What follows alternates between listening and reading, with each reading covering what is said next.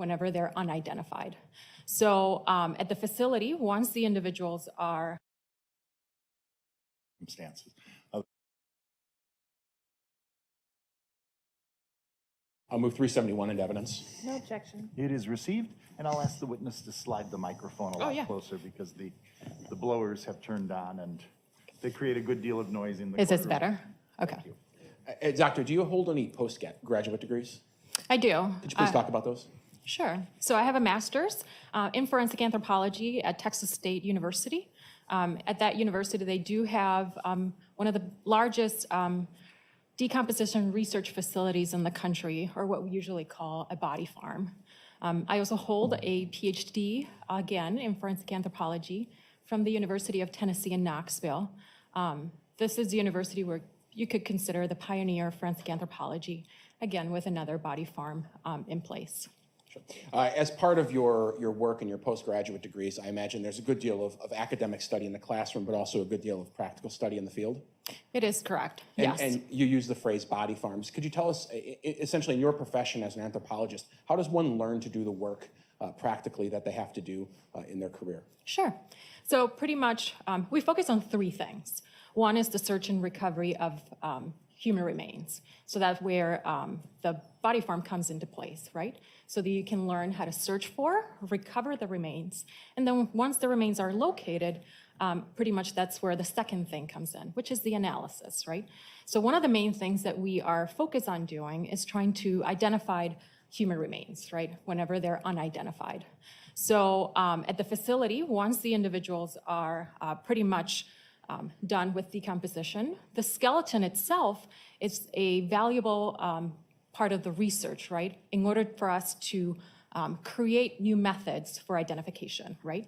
So whenever we have unknown human remains, we can actually estimate the age of the individual, the stature, the biological sex of the individual, as well as the ancestral background, or what we usually call race. Usually, once we get that profile or that information from the bones, we can usually give that to law enforcement or the medical examiner in order to narrow it down and help with identification. The third thing that we do is focusing on trauma analysis, right? Once we search, once we recover, once we identified, then we look for trauma.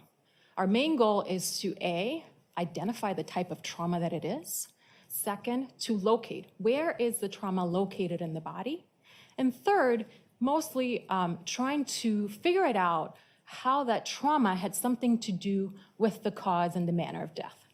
So those are kind of a summary of the three things that we do and how the facility actually helps us getting that training. Sure. And when we talk about human remains and the practical part of your education and getting your master's and your PhD, are these actual human remains that you're studying?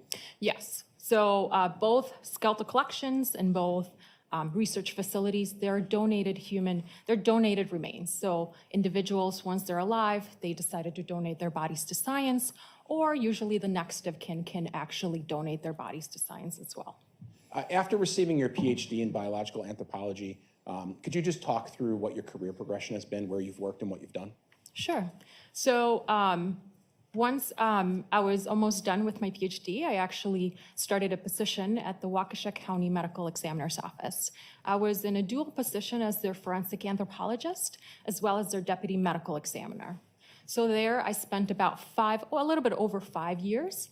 And then after that, I was hired here at the Dane County Medical Examiner's Office as their chief of investigations and also forensic anthropologist as well. Aside from this case, what types of deaths or crime scenes are you often called upon to work on? So especially in Waukesha and also here, I had experience with motor vehicle accidents that engulf in flames, all the way to gunshot wounds to the head, gunshot wounds to the torso, pretty much search and recovery of remains as well. And that can be categorized into a very secluded area, right, where the remains are undisturbed, all the way to areas where the remains have been disturbed. That could be from animal activity all the way to, obviously, human activity, right? In those regards, it's usually maybe because of a motor vehicle accident or because of fire trauma. So pretty much, I would say from all the spectrum to search and recovery to multiple cases of trauma as well. Sure. You're not a medical doctor, correct? I am not. We've heard from multiple medical examiners, Dr. Rogalska and Dr. Breslauer in this case. Could you explain how your job as a forensic anthropologist is different from their job as a forensic pathologist, essentially? Sure. So I always look at it as I work with the hard tissue, and the pathologist focuses on the soft tissue, right? So I focus on the bone itself, right? But the soft tissue is very important to me, right? So that's why I have to work along with the pathologist, right? Because just to give you an example, if I see a bone still during autopsy and I see a potential fracture, I always like to look at the tissue because there might be hemorrhage there, right? So we kind of need to work together. I do not establish cause and manner of death. I actually provide information so that the pathologist can actually put it together and from my information get an estimated, guess about the cause and manner of death. So my focus is on the bone itself, right? And we go back again to the identification process and the trauma analysis, how that information is actually going to help the pathologist determine who this person is, and then from there also determine and help with the cause and the manner of death. Since graduating and beginning your career as an anthropologist, are you ever called upon to teach or instruct law enforcement and other professionals, both at a state and national level, about what you do and the concept of forensic anthropology in general? Yes. So I actually started that during my graduate career. So part of my graduate career involves teaching. So, and especially at Texas State and also the University of Knoxville, the Tennessee in Knoxville, because those facilities are actually used for training. So since my master program, I had to teach from search and recovery all the way to identification and trauma analysis to local law enforcement and to the FBI. The same with Tennessee. We have a program there where law enforcement from all over the country usually comes here for training.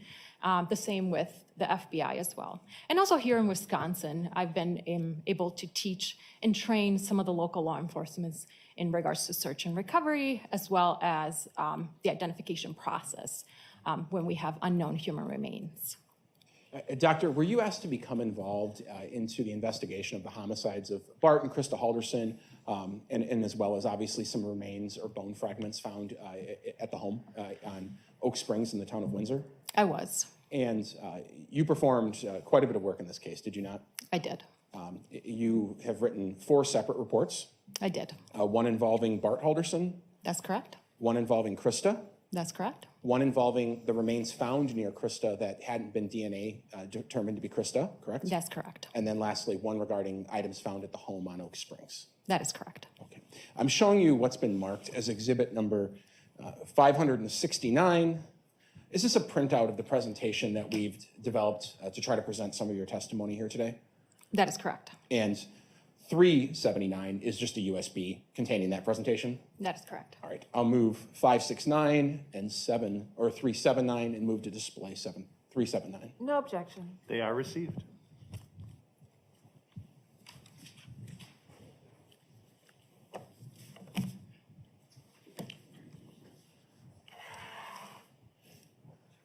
Every case presents different questions for people at the medical examiner's office, and specifically for you. Every case presents different questions you're trying to answer. Correct? That's correct, yes. And even today, as we go through the different sets of remains, at different times you're trying to answer different questions. Yes. All right. We're going to start with Bart Halderson. For the record, I'm showing you it's been marked as Exhibit 375. Is that your report related to Mr. Halderson? That is correct. Okay, I'll move 375 into evidence. No objection. It is received. It may be published. When it comes to Bart Halderson, you weren't necessarily trying to identify who he was. That was established already, correct? Yes, that is correct. What questions were you trying to answer when it comes to Bart Halderson? So in this case, the main question was because there was trauma. There was sharp force trauma to the bone. So in the setting of a potential dismemberment, the goal of this examination was to trying to determine or trying to provide information about the class characteristics of the tools that were potentially used for the dismemberment. Sure. So if we go to the first slide, it talks about the beginning of your involvement. Just tell me how you became involved in the study of Mr. Bart Halderson's dismemberment. Sure. So pretty much once the autopsy was completed, and the individual was positively identified. Again, due to the presence of sharp force trauma, I was in the setting of a potential dismemberment. I was called in order to examine the human remains. Again, because of the trauma analysis and the potential goal for getting an anthropological tool mark analysis that can provide information about the classifications of the properties of the tools that were potentially used in this setting. When you use the phrase anthropological tool mark analysis, what do you mean by that? What are you trying to determine? Sure. So an anthropological tool mark analysis focuses on the characteristics, right? So I'm looking at the characteristics that were left on the bone and how those characteristics actually are similar or dissimilar to any other tool or potential characteristics of other tools that were found near the decedent or anything that is of potential evidence. Sure. Could you tell me a little bit about the general condition of the remains when you had access to them? Sure. Specifically for the decedent, there was a lot of changes, especially on the torso. There was marbling, there was skin slippage, there was maggot activity. So pretty much once the autopsy was completed, Dr. Corey Breslauer was the one who actually dissected the elements that were needed for analysis. Once the elements were dissected, the elements were macerated in water, which is just pretty much cleaning in water. And then after that, they were dried for about 2 weeks. The elements that were removed from the body that had dismemberment trauma were pretty much both arms and both femur or the legs. When the last bullet point there, you say each element was macerated in water and air dried. Throughout this presentation, the jury's looked at a lot of photographs in this case. We're not going to look at any photographs of the body being decomposed or anything of that sort, correct? We're going to look at bones. That is correct, yes. There are photographs of bones, and these are, in fact, the bones of Bart Halderson we're going to look at. That is correct. Okay. After you were able to take a look at those bones, you performed something called a skeletal inventory. That is correct. What is a skeletal inventory? So pretty much for me, I just need to know what I have, right? So in order for me to start my examination, I want to look for features, and I want to make sure that I have one single individual, and B, that all the elements that I'm looking for, that I need for the analysis, are present. Sure. So we'll start here. And just to clarify, those are in fact Mr. Halderson's bones we're looking at? Yes. Okay. And we have an example, obviously, a skeleton on the right showing us the location, but tell the jury what we're looking at here. Sure. So right now we're looking at the 4th, 5th, 6th, and 7th cervical vertebrae. So cervical vertebrae is pretty much what makes your neck, right? So that is the reason why I put that in there, so that you guys can get an idea of what section we're looking at. Like I said, it's for all the way from the 4th all the way to the 7th. Below the 7th, that's when your thoracic vertebrae starts. So it's pretty much almost at the bottom of the neck. In counting the vertebrae, we start at the top with 1, and then we go down, correct? So the 4th there is the highest one? Yeah, so pretty much we have the skull, and then from the skull we have 1, 2, and 3, and then from 3 all the way to 7, that's what makes up your neck. And are these the only are these the top vertebrae that you were able to obtain from the torso? Yes, those are the only cervical vertebrae that were available. What are we looking at here? So that's pretty much your arm. So it's the humerus. So we have the left humerus, and what I did is I show you different views, right? The front, the back, the side, the inside, and then we also have the right humerus. And again, I provided you with multiple views of it. The humerus is just pretty much your arm bone. So it's pretty much from the top of your shoulder all the way, almost maybe kind of halfway. Sure. And on the left there is the left arm, and on the right is the right arm? Yes. Okay. And those are Mr. Halderson's bones? That is correct. Okay. What are we looking at here? So now we're looking at the femur, or pretty much kind of the top part of the leg. Again, we have the left femur, and what I included is different views so that you guys can see the front, the back, and the sides. And then we have the right femur. And again, I show you multiple views so that you guys can have a general overview of the element itself. Sure. And you were able to make some observations fairly quickly about what was going on, or at least of some suspicions you had of how those limbs were severed? Yes. So the first thing that I noticed is that there is dismemberment trauma on the skeleton, and it is consistent with transection via sawing. Pretty much when I'm doing an anthropological tool mark analysis, I'm trying to focus on several things. One of them is false starts, also the distance between the teeth of whatever tool we're using, and then also the direction of blade, a direction of progress of the blade, and also of the cutting stroke. And for Mr. Halderson, we're going to go through these in some more detail just to teach everyone about what we're talking about, right? But we're not going to do that for everybody. Yes. Okay. Let's talk about what is a false start. Sure. All right, go ahead. So a false start is just a cut that did not go through, right? That it did not separate the bone completely. One of the reasons why I'm very interested in false starts is because it gives me a lot of information. The deeper the false start, the more information I'm going to get about the tool. One of them is the minimum curve, right? So the curve is just a fancy word for the walls, right? The walls of that false start. So the width, the minimum width of that false start is actually going to give me information about the width of the set of the blade, right? If you think about it, the knife goes through the bone. So whatever false start I have and whatever width I have is directly correlated with the width of that blade. So that's why it's so important. Again, the deeper it is, the more information I can get. Sure. And an example I think maybe you and I talked about meeting in December was I talked about cutting down my Christmas tree, and where I pushed the saw through and it got stuck and I pulled it out. That's a false start. Yes, that is a good example of a false start. Okay. What do we mean when we talk about teeth per inch, and why is that important? Sure. So in regards to teeth per inch, right, if we're thinking about tools and the type of tools that we're utilizing for whatever type of job you have, right, you're always, depending on the tool and the job, you always want to look for teeth per inch. So teeth per inch, the smaller the teeth per inch, the rougher the cut is going to be, right? If you're thinking about wood. If you have a higher teeth per inch, that is usually something that is going to give you a smoother cut. So that's just thinking in terms of, right, if you go to the hardware store and you're looking for, some type of job. In this case, teeth per inch is actually very informative for us as well, because it's a very unique characteristic of the tool itself. And that actually reflects on the bone itself. So as you're cutting through, depending on how many teeth per inch you have, it's going to create some grooves and some dips in the bone itself. So those dips and those grooves, we can actually measure them, and we can that distance is actually correlated again back to the teeth per inch. The measurement of the actual tool itself is very simple. You take the tool, you obviously put a scale, and then you count how many teeth you have within an inch, right? So the same is with the bone. I measure, and then from there, I actually calculate how many teeth per inch I have on that bone.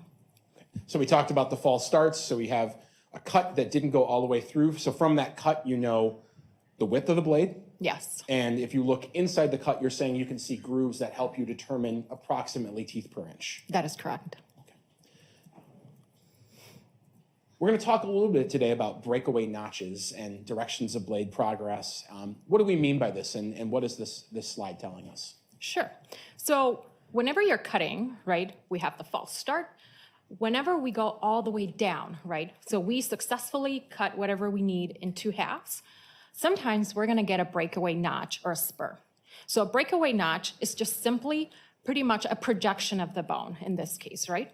So that projection is actually very important for me because it gives me some information. First, it gives me information about the energy or how much force was used, right?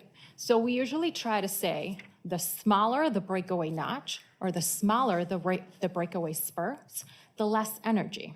And that's usually related to potentially a handsaw, right? If we are using something with more energy, right? If we're using a power-driven saw, that is going to give me a bigger breakaway notch, right? So it gives me a little bit of information about the type of energy. From the breakaway notch or the spur, we can also determine the direction. There's 2 types of directions here, right? And they're both very important. One is the blade progress. That is just simply telling me was the bone cut from front to back, from back to front. It's just pretty much the direction of the cut, right? The second thing is actually telling me the cutting stroke. So that's telling me, is the knife entering through the side, right, from the side, and then ending all the way into the inside of it. So you would think, why is that important? Well, if the knife is entering through the side, that means the handle was on the side, right? So that gives me a little bit of information about position, right? How was that bone cut? So it is very important for me to determine the blade progress and also the cutting stroke, because it gives me information about, again, the mechanisms. How did this happen? Okay, so we have the false starts, the width of the blade, the teeth per inch that you can see inside that false start, and now we're talking about something else, which is when it goes all the way through, what's that spur look like at the end? And you're saying you can gather something from that about the type of force used, essentially, in cutting through that bone. That is correct. All right, and then the last thing we're going to talk about is the classification of blades, the difference between a rip saw and a crosscut saw. Could you talk about that? Sure. So these are kind of the most common ones, right, when we're talking about saws. So these are the classifications of the blade. This is also, again, very important because it's very unique to the bone, and it gives a very unique feature that we can look at and say, hey, this is mostly classified with a rip saw or mostly classified with a crosscut. And because these are so common, it is very informative when we're trying to classify and we're trying to find information about the potential tool that was used. For rip saws, they're very unique. Pretty much each tooth kind of chisels a bite out of whatever you're trying to cut, right? So in this case, it leaves a very unique mark. It leaves a very flat bottom and is almost squared, right? So I'm looking for that on the bone, especially on that breakaway notch, right? So as you're done cutting, that breakaway notch is gonna give me that information. So we can look at the bottom and see if the bottom is flat and it looks squared, that is indicative of a rip saw. The opposite will be for a crosscut, right? So we're looking again at that breakaway notch, we're looking at the end of it, and if I see that it looks almost like a W, that is usually indicative of a crosscut. The reason for that is because the crosscut actually pretty much cuts with the grain, right? So it leaves that mark, a very unique W mark. So let's start talking about Mr. Halderson, using all of those tools in our tool belt in terms of what we're looking at. Let's talk about the top cervical vertebrae where Mr. Halderson appears to have been beheaded at some point. Could you talk about what you were able to observe on that fourth cervical vertebrae? Sure. So I only included the fourth cervical vertebrae because that was the only one that actually had dismemberment trauma, right? The fourth cervical vertebrae, I don't know if you notice on the other photos, it seems like this one is a little bit different. The reason for that is because we're missing the top, right? So if you can see, most of the inside of the bone looks very brittle, almost like a sponge. So that is actually the inside of the bone. Inside of that bone, you need almost like a top, like a cap. That cap is missing, right? So that tells me that at some point there was some transection or some pretty much dissection or dismemberment of that area. False starts, none were identified. One of the reasons for that is because of the type of bone that we have, right? You're seeing that it almost looks like a sponge. Those don't record the characteristics of the tool very well, right? So usually on more long bones, we will record a better characteristics, but usually on these, what we call irregular bones, the false starts are not as common. The direction of blade, again, and the direction of cutting stroke I was not able to identify it, again, because of the type of bone that we're using here. However, we were able to identify teeth per inch. So if you're looking at the bone all the way to the end, where you see that little bump, there's actually a groove there, and there were several bumps that I was able to measure, and those actually gave me a measurement of 4.5 teeth per inch. Okay, and so everyone's clear, at the end of going through all of the different limbs that were severed, we're going to talk holistically with a table, talk about what these measurements look like together. Yeah, we will put them together so that everybody can understand. All right, and we'll move on to the dismemberment of the right humerus. Yep, so we're looking again at the right arm. So we have a full view, which is the front, and then I'm also showing you kind of the inside. So medial is just pretty much kind of towards the center of the body. So first of all, I'm looking for false starts. And the right proximal had 4 cut marks that are consistent with false starts. Okay. Were you able to determine blade progress in the cutting stroke? Yes. So the blade progress in this case was from back to front. And also the cutting stroke pretty much started on the medial, right? So it was from the inside, cutting all the way to the outside, right? So from back to front and from inside to outside. Another thing that I noticed is that now I'm looking at pretty much the whole area that was cut. In that whole area, I noticed that there was non-uniform striations. So pretty much they were all over the place.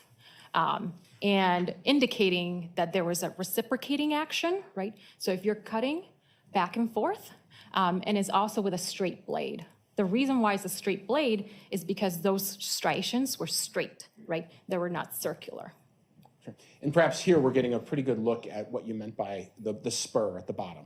Yes, so you can actually kind of see a little bit of the difference in the color. That is the breakaway notch. That breakaway notch is not very big. I'll move 371 into evidence. No objection. It is received, and I'll ask the witness to slide the microphone a lot closer because the blowers have turned on and they create a good deal of noise in the Is this courtroom. better? Okay. Doctor, do you hold any postgraduate degrees? I do. Could you please talk about those? Sure. So I have a master's in forensic anthropology at Texas State University. At that university, they do have one of the largest decomposition research facilities in the country, or what we usually call a body farm. I also hold a PhD, again, in forensic anthropology from the University of Tennessee in Knoxville. This is the university where you could consider the pioneer of forensic anthropology, again, with another body farm in place. Sure. As part of your work and your postgraduate degrees, I imagine there's a good deal of academic study in the classroom, but also a good deal of practical study in the field? It is correct, And, yes. and you use the phrase body farms. Could you tell us, essentially in your profession as an anthropologist, how does one learn to do the work practically that they have to do in their career? Sure. So pretty much, we focus on 3 things. One is the search and recovery of human remains. So that's where the body farm comes into place, right? So that you can learn how to search for, recover the remains, and then once the remains are located,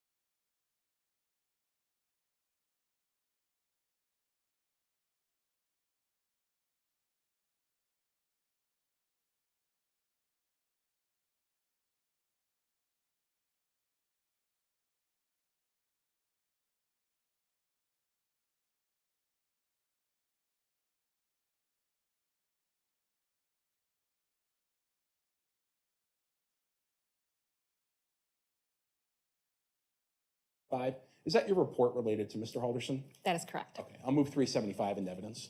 No objection. It is received. It may be published.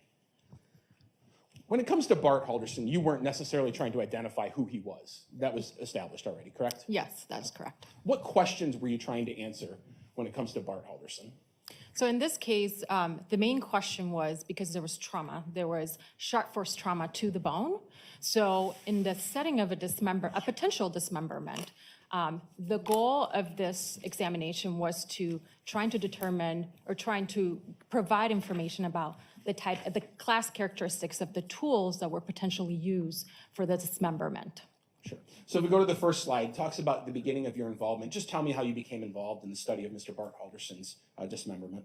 Sure. So pretty much once the autopsy was completed and the individual was positively identified, again, due to the presence of sharp force trauma, I was in the setting of a potential dismemberment. I was called in order to examine the human remains, again, because of the trauma analysis and the potential goal for getting an anthropological tool mark analysis that can provide information about the classifications of the properties of the tools that were potentially used in this setting. When you use the phrase anthropological tool mark analysis, what do you mean by that? What are you trying to determine? Sure. So an anthropological tool mark analysis focuses on the characteristics, right? So I'm looking at the characteristics that were left on the bone and how those characteristics actually are similar or dissimilar to any other tool or potential characteristics of other tools that were found near the decedent or anything that is of potential evidence. Could you tell me a little bit about the general condition of the remains when you had access to them? Sure. Specifically for the decedent, there was a lot of changes, especially on the torso. There was marbling, there was skin slippage, there was maggot activity. So pretty much once the autopsy was completed, Dr. Corey Breslauer was the one who actually dissected the elements that were needed for analysis. Once the elements were dissected, the elements were macerated in water, which is just pretty much cleaning in water. And then after that, they were dried for about 2 weeks. The elements that were removed from the body that had dismemberment trauma were pretty much both arms and both femur or the legs. When the last bullet point there, you say each element was macerated in water and air dried. Throughout this presentation, the jury's looked at a lot of photographs in this case. We're not going to look at any photographs of the body being decomposed or anything of that sort, correct? We're going to look at bones. That is correct, yes. There are photographs of bones, and these are, in fact, the bones of Bart Halderson we're going to look at. That is correct. Okay. After you were able to take a look at those bones, you performed something called a skeletal inventory. That is correct. What is a skeletal inventory? So pretty much for me, I just need to know what I have, right? So in order for me to start my examination, I want to look for features, and I want to make sure that I have one single individual, and B, that all the elements that I'm looking for, that I need for the analysis, are present. Sure. So we'll start here. And just to clarify, those are in fact Mr. Halderson's bones we're looking at? Yes.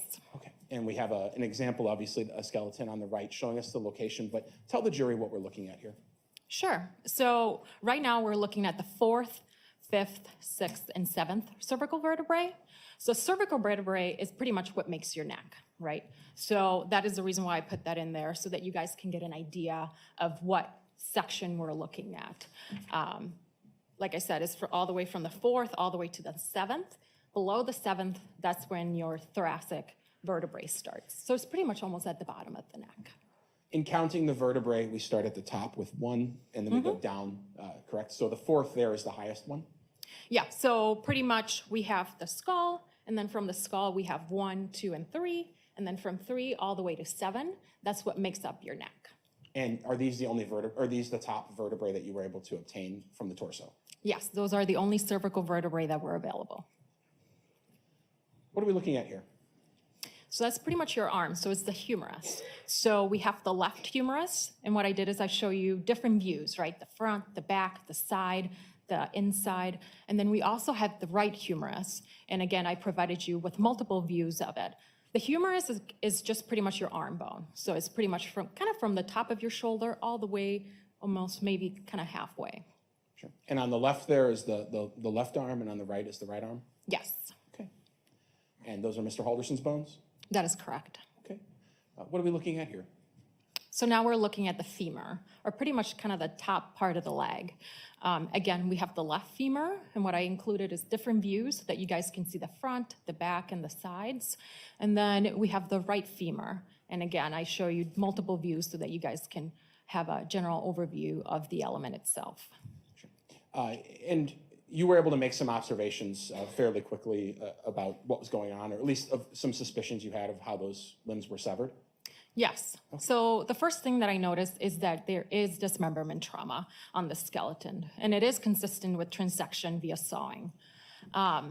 Pretty much when I'm doing an anthropological tool mark analysis, I'm trying to focus on several things. One of them is false starts, also the distance between the teeth of whatever tool we're using, and then also the direction of blade, a direction of progress of the blade, and also of the cutting stroke. Sure. And for Mr. Halderson, we're going to go through these in some more detail just to teach everyone about what we're talking about, right? But we're not going to do that for everybody. Yes. Okay. Let's talk about what is a false start. Sure. All right, go ahead. So a false start is just a cut that did not go through, right? That it did not separate the bone completely. One of the reasons why I'm very interested in false starts is because it gives me a lot of information. The deeper the false start, the more information I'm going to get about the tool. One of them is the minimum curve, right? So the curve is just a fancy word for the walls, right? The walls of that false start. So the width, the minimum width of that false start is actually going to give me information about the width of the set of the blade, right? If you think about it, the knife goes through the bone. So whatever false start I have and whatever width I have is directly correlated with the width of that blade. So that's why it's so important. Again, the deeper it is, the more information I can get. And an example I think maybe you and I talked about meeting in December was I talked about cutting down my Christmas tree and where I pushed the saw through and it got stuck and I pulled it out. That's a false start. Yes, that is a good example of a false start. Okay. What do we mean when we talk about teeth per inch and why is that important? Sure. So in regards to teeth per inch, right, if we're thinking about tools and the type of tools that we're utilizing for whatever type of job you have, right, you're always, depending on the tool and the job, you always want to look for teeth per inch. So teeth per inch, the smaller the teeth per inch, the rougher the cut is going to be, right? If you're thinking about wood. If you have a higher teeth per inch, that is usually something that is going to give you a smoother cut. So that's just thinking in terms of, right, if you go to the hardware store and you're looking for, some type of job. In this case, teeth per inch is actually very informative for us as well because it's a very unique characteristic of the tool itself. And that actually reflects on the bone itself. So as you're cutting through, depending on how many teeth per inch you have, it's going to create some grooves and some dips in the bone itself. So those dips and those grooves, we can actually measure them, and we can that distance is actually correlated again back to the teeth per inch. The measurement of the actual tool itself is very simple. You take the tool, you obviously put a scale, and then you count how many teeth you have within an inch, right? So the same is with the bone. I measure, and then from there, I actually calculate how many teeth per inch I have on that bone. So we talked about the false starts. So we have a cut that didn't go all the way through. So from that cut, you know the width of the blade. Yes. And if you look inside the cut, you're saying you can see grooves that help you determine approximately teeth per inch. That is correct. We're going to talk a little bit today about breakaway notches and directions of blade progress. What do we mean by this, and what is this slide telling us? Sure. So whenever you're cutting, right, we have the false start. Whenever we go all the way down, right, so we successfully cut whatever we need in 2 halves, sometimes we're going to get a breakaway notch or a spur. So a breakaway notch is just simply pretty much a projection of the bone in this case, right? So that projection is actually very important for me because it gives me some information. First, it gives me information about the energy or how much force was used, right? So we usually try to say the smaller the breakaway notch or the smaller the breakaway spurs, the less energy. And that's usually related to potentially a handsaw, right? If we are using something with more energy, right? If we're using a power-driven saw, that is gonna give me a bigger breakaway notch, right? So it gives me a little bit of information about the type of energy. From the breakaway notch or the spur, we can also determine the direction. There's 2 types of directions here, right? And they're both very important. One is the blade progress. That is just simply telling me was the bone cut from front to back, from back to front. It's just pretty much the direction of the cut, right? The second thing is actually telling me the cutting stroke. So that's telling me, is the knife entering through the side, right, from the side, and then ending all the way into the inside of it. So you would think, why is that important? Well, if the knife is entering through the side, that means the handle was on the side, right? So that gives me a little bit of information about position, right? How was that bone cut? So it is very important for me to determine the blade progress and also the cutting stroke, because it gives me information about, again, the mechanisms. How did this happen? Okay, so we have the false starts, the width of the blade, the teeth per inch that you can see inside that false start, and now we're talking about something else, which is when it goes all the way through, what's that spur look like at the end? And you're saying you can gather something from that about the type of force used, essentially, in cutting through that bone. That is correct. All right, and then the last thing we're going to talk about is the classification of blades, the difference between a rip saw and a crosscut saw. Could you talk about that? Sure. So these are kind of the most common ones, right? When we're talking about saws. So these are the classifications of the blade. This is also, again, very important because it's very unique to the bone, and it gives a very unique feature that we can look at and say, hey, this is mostly classified with a rip saw or mostly classified with a crosscut. And because these are so common, it is very informative when we're trying to classify and we're trying to find information about the potential tool that was used. For rip saws, they're very unique. Pretty much each tooth kind of chisels a bite out of whatever you're trying to cut, right? So in this case, it leaves a very unique mark. It leaves a very flat bottom and is almost squared, right? So I'm looking for that on the bone, especially on that breakaway notch, right? So as you're done cutting, that breakaway notch is gonna give me that information. So we can look at the bottom and see if the bottom is flat and it looks squared, that is indicative of a rip saw. The opposite will be for a crosscut, right? So we're looking again at that breakaway notch, we're looking at the end of it, and if I see that it looks almost like a W, that is usually indicative of a crosscut. The reason for that is because the crosscut actually pretty much cuts with the grain, right? So it leaves that mark, a very unique W mark. So let's start talking about Mr. Halderson, using all of those tools in our tool belt in terms of what we're looking at. Let's talk about the top cervical vertebrae where Mr. Halderson appears to have been beheaded at some point. Could you talk about what you were able to observe on that fourth cervical vertebrae? Sure. So I only included the fourth cervical vertebrae because that was the only one that actually had dismemberment trauma, right? The fourth cervical vertebrae, I don't know if you notice on the other photos, it seems like this one is a little bit different. The reason for that is because we're missing the top, right? So if you can see, most of the inside of the bone looks very brittle, almost like a sponge. So pretty much they were all over the place. And indicating that there was a reciprocating action, right? So if you're cutting back and forth, and it's also with a straight blade. The reason why it's a straight blade is because those striations were straight, right? They were not circular. Sure. And perhaps here we're getting a pretty good look at what you meant by the spur at the bottom. Yes, so you can actually kind of see a little bit of the difference in the color. That is the breakaway notch. That breakaway notch is not very big. And we will go over and you will see some of the characteristics that I was talking about, some of the features that we were talking about. Sure. Sticking with the same bone, were you able to determine teeth per inch that was used in the whatever instrument was used to dismember this body part? Yes, so I was able again to look at the area that was cut, and there were several areas where you can see bumps and kind of grooves. So those bumps were measured. Here I'm showing you just one so that you guys can get an idea of how it is. And overall, the teeth per inch were 20 to 14.3 teeth per inch in this particular bone. Again, sticking with the right arm, were you able to determine the saw set width? Yes. So again, going back to that breakaway spur, in this breakaway spur, you can see on that little red square that that end is flat bottom and is squared, right? So that's when the blade goes all the way down, it hits that point, right? So that's where it breaks, right?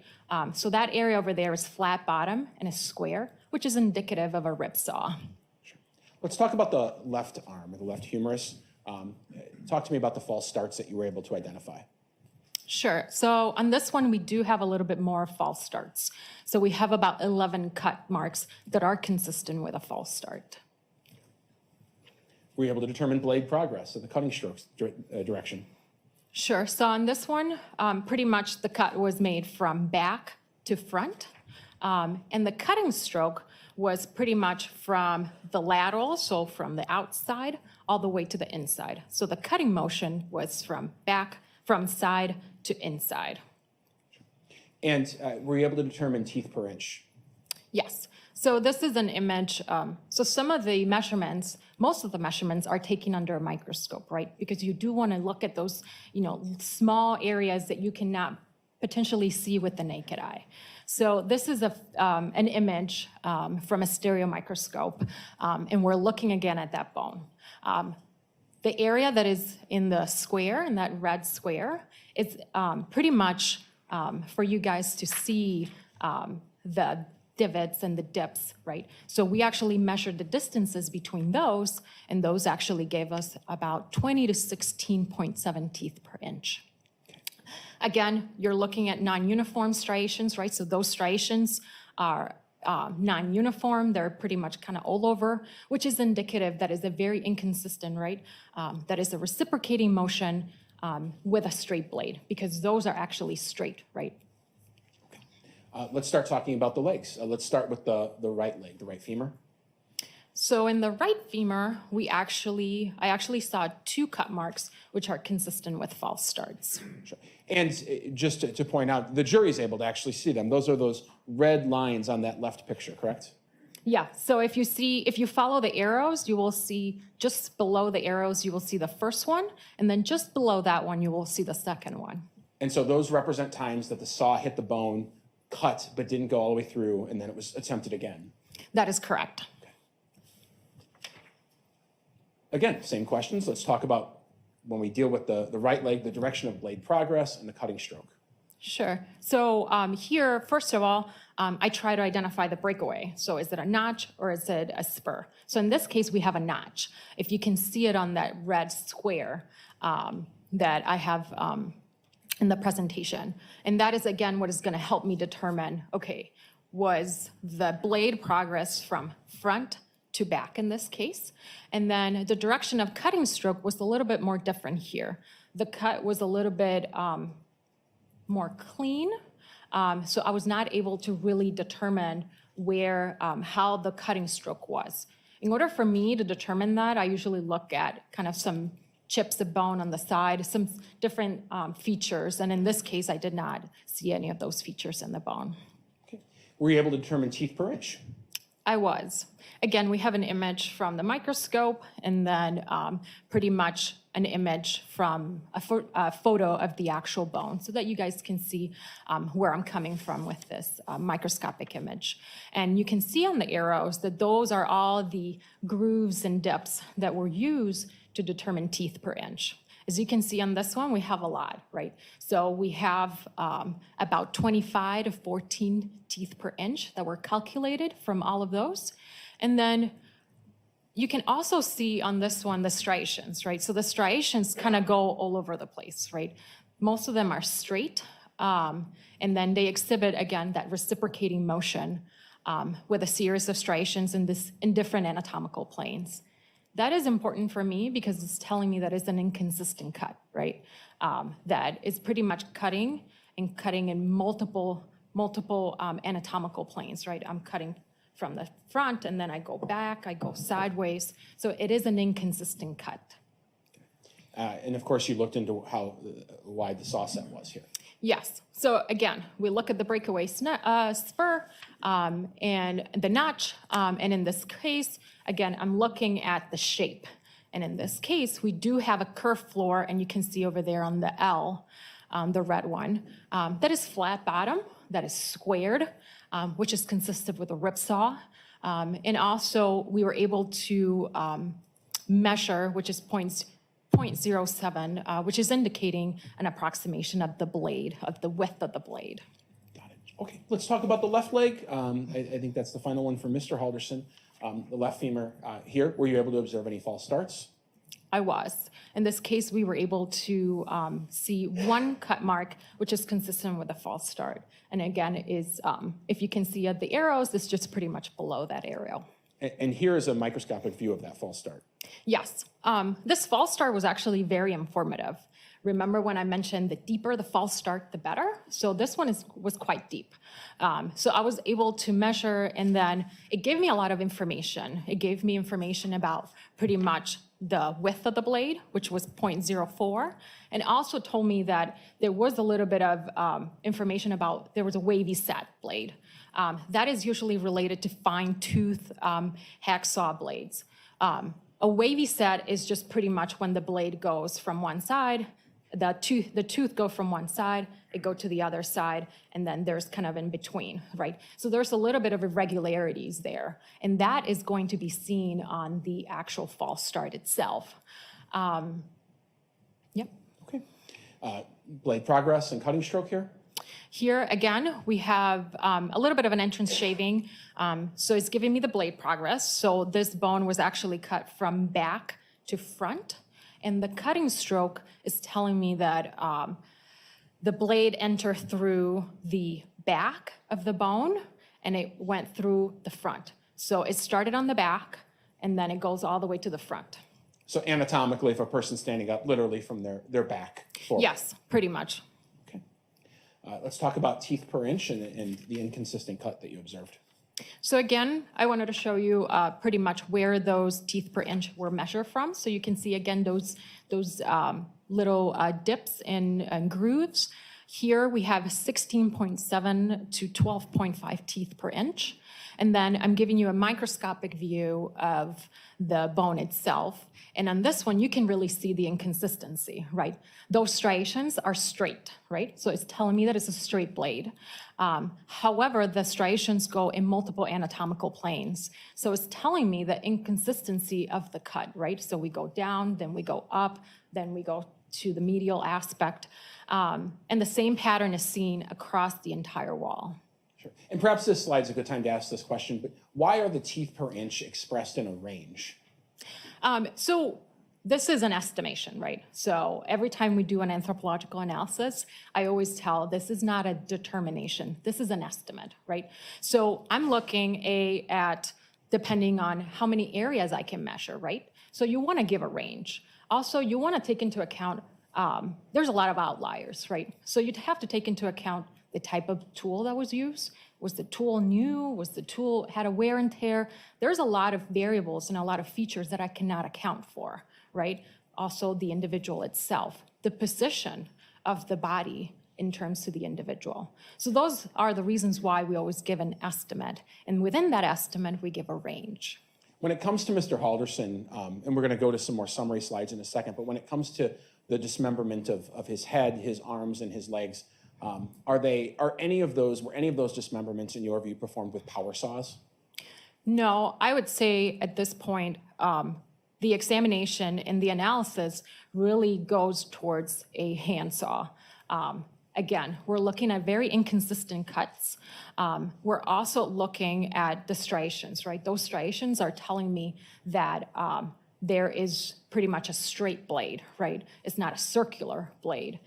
In addition to that, you want to look at the breakaway spur, right? That breakaway spur is very important, and they're not very big, which is indicative that there was not a lot of energy, right? So that's one of the reasons why, you want to use a power-driven saw, right? Because you want to have a clean cut that is consistent and there's a lot of energy there, right? When you're using your hands, there's not going to be a lot of energy there. So therefore, the breakaway spur is going to be small and the cut is going to be inconsistent, right? Because especially in this case, when you're thinking about the femur is one of the thickest bones in your body. So it takes a lot of energy and a lot of force to cut through that bone. And you can kind of see it here on that microscopic view. It is quite thick. Sure. When it comes to Mr. Halderson, were you aware he was found at a rural farm in the woods? Yes. And were you on that location? Were you there? I was not. Were you made aware at some point that there were some tools or saws found near the remains that were suspected to have been used in the dismemberment? I was made aware. And you were provided information regarding those tools? Yes, they were providing me with some photos. Okay. And what were you able to determine? You had what you needed from these photographs, correct? Yep. Okay. And tell us why that was important. You looked at it and what information you were able to glean from just looking at the tools. Sure. So again, we go back to teeth per inch. That is a measurement that I can take just with a simple photograph and scales. So in this case, I wanted to pretty much gather the information and all the characteristics to see if those actually match what I was able to see on the bone. So the first thing that I look at was the Alway super saw, which I try to figure it out and is considered to be a keyhole saw or similar to a carpenter saw. So first of all, I was able to measure, and it has around 16 teeth per inch. Then there is a distance between the teeth of 0.06 inches, and then it has a flat chiseling tooth, which is consistent with a rib saw. There was a second item, which was a broken hacksaw. So I was able to measure, and that one had about 4 teeth per inch. And it had a distance between teeth of 0.19 inches to 0.31 inches. And again, this is a flat chiseling tooth consistent with a rib saw, and it also had a saw tooth consistent with a wavy set. Okay. So now you have the measurements of all of those false starts, which give you the blade width and the teeth per inch and things of that sort, and now you have some suspected saws. You were able to compare all of those things, right? Yeah, that is the goal of the analysis. Are you able to definitively say 100% what saw was used? No. Are you able to say what saws were consistent with which cuts? Yes, I can use the class. So I'm using the characteristics, right? The class characteristics of what I found on the bone. And I want to know, are they consistent with the class characteristic of these suspected tools, right? So I'm not going to be able to say, yes, this is the tool that was used, but we can say, don't exclude it or exclude it from your analysis or from the investigation. And here's perhaps a summary of what we're talking about. Here we have the fourth cervical vertebrae, the right humerus, the left humerus, the right femur, the left femur, and then the 2 saws at the end. And here you're putting everything on a table. Yes, so it's pretty much a summary, so because it's a lot of information. So that way you guys can pretty much do your own comparisons, right? So in this case, what I did is I put all the distance between teeth, and you can kind of see that most of them pretty much fit within that range, right? So I'm trying to see, is there something that fits within the range? The same with teeth per inch, the same with minimum curve, or just pretty much the saw set width. The cutting motion, right? Is it a reciprocating motion? The blade shape, is it straight or is it circular? And then also the saw set, right? Is it a rip saw, a crust cut? So in this case, I can say that the class characteristics that I saw on the elements or on the skeletal elements are consistent with the class characteristic of those 2 tools that were found at the site. Sure. Are all of them consistent with the same tool, or are one of them consistent more with one tool than others? Yeah, so actually the fourth cervical vertebrae seems to be a little bit more consistent with the broken hacksaw.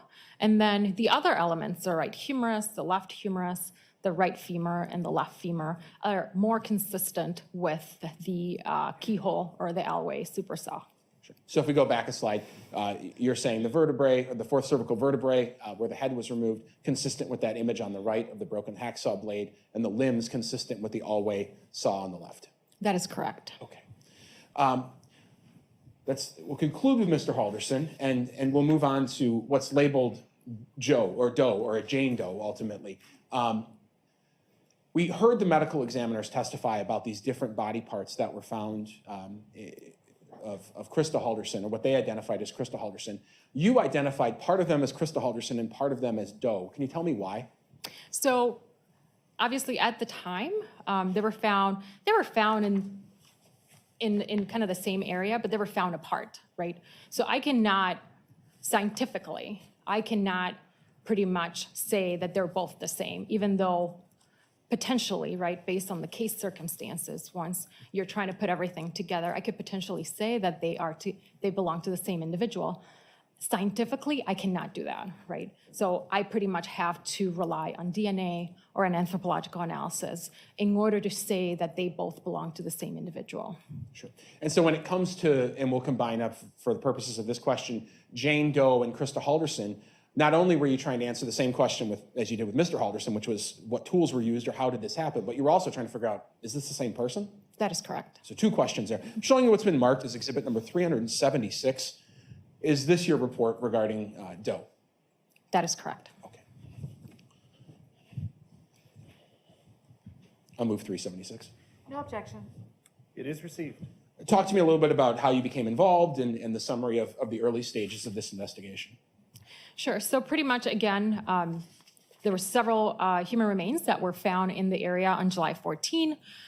Once those remains were found, it was determined that it was a set of human remains consisting of a left leg and also a potential right leg as well. On July 16, there was an autopsy conducted. And once the autopsy was conducted, we pretty much did the same. We actually removed all the elements, dissected and then macerated the elements in water and let them air dry. In this case, we had a little bit more of information and more skeletal remains. So we had, like I said, the left leg, the feet, as well as a potential right leg. So same process here, you macerated in water to remove the skeletal remains, essentially the bones from the legs. Yeah, that is correct. Can I ask you, were you on scene in this occasion? I was not. Okay. Are you aware of what the scene conditions were in terms of how the remains were found, in terms of any insect activity or maggot activity? Yeah, I was able to look at some of the photographs. Is it your opinion that any of those things affected your ability to obtain any results here? I would say potentially for the identification, yes. The identification on one of them was a little bit more difficult than on the other one. On the other one, DNA was still available. On the other one, the elements and the outdoor elements really took a toll on the human remains. And those, we were not able to get DNA out of them. Sure. Talk to me about the skeletal inventory of Jane Doe in this case.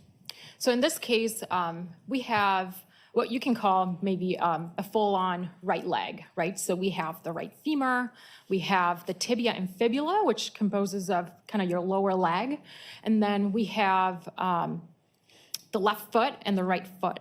And then if you can see just at the top of that left foot, there's 2 little pieces of bone. So those are the ends of the fibula and the tibia, right? So if you see to your right, that is the full-on bone, and then to your left, that's just a little bit of what is supposed to be a full-on tibia and fibula. So the same with Mr. Halderson, same with Doe, you're gonna have some trauma to look at here and try to examine? Yes, especially to that right femur, because we're missing the head. And then obviously we're missing a really big part of the tibia and the fibula. All right, let's talk about that. Let's start with the right femur. Did you observe any false starts? I did not. Okay. Tell me about blade progress or cutting stroke or what you were able to observe.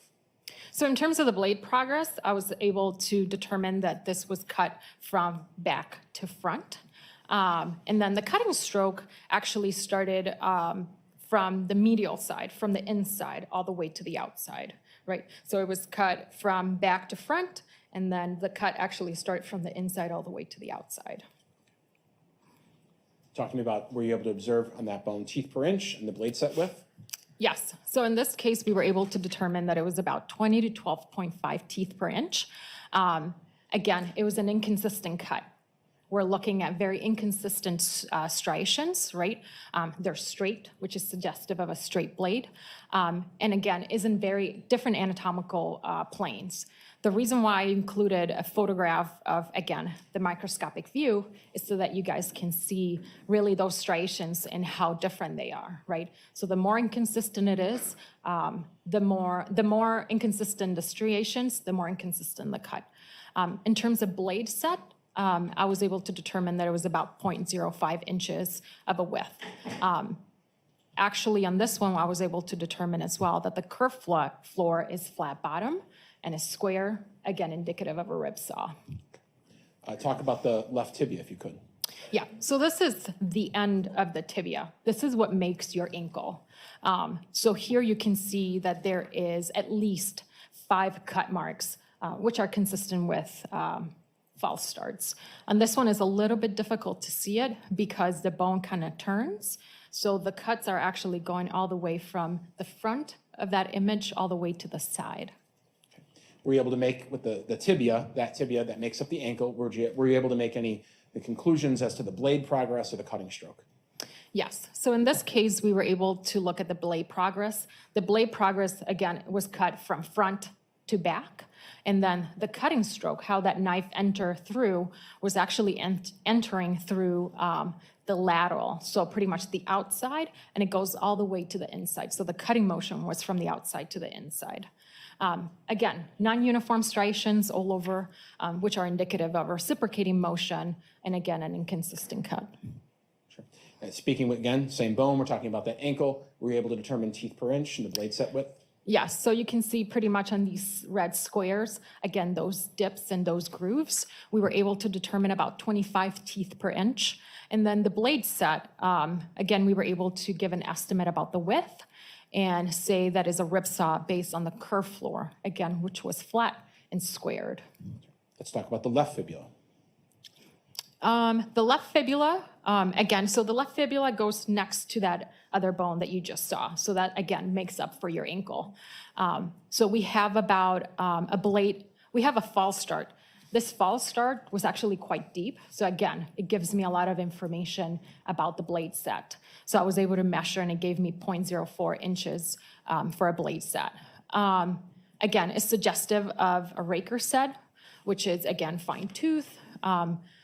Consistently usually with bow saws or pruning saws. And staying with the left fibula, blade progress, cutting stroke? So in this case, this bone was actually cut from front to back. And then the cutting motion was very similar to the tibia, because you have to think about it, they're both right next to each other. So it was pretty much cut from the medial, through the medial and then going all the way to the outside, right? So it's very consistent with the tibia that we just saw. Again, non-uniform striations, which are indicative of reciprocating motion, and is also a straight blade. In this case, we're looking at teeth per inch, and it's about 20 teeth per inch. And the blade set, again, was consistent with a rip saw. I added a photo of the microscopic image so that you guys can see where those dips and those grooves were so that we can measure those and get those teeth per inch. As to Jane Doe, you reached some conclusions. I did.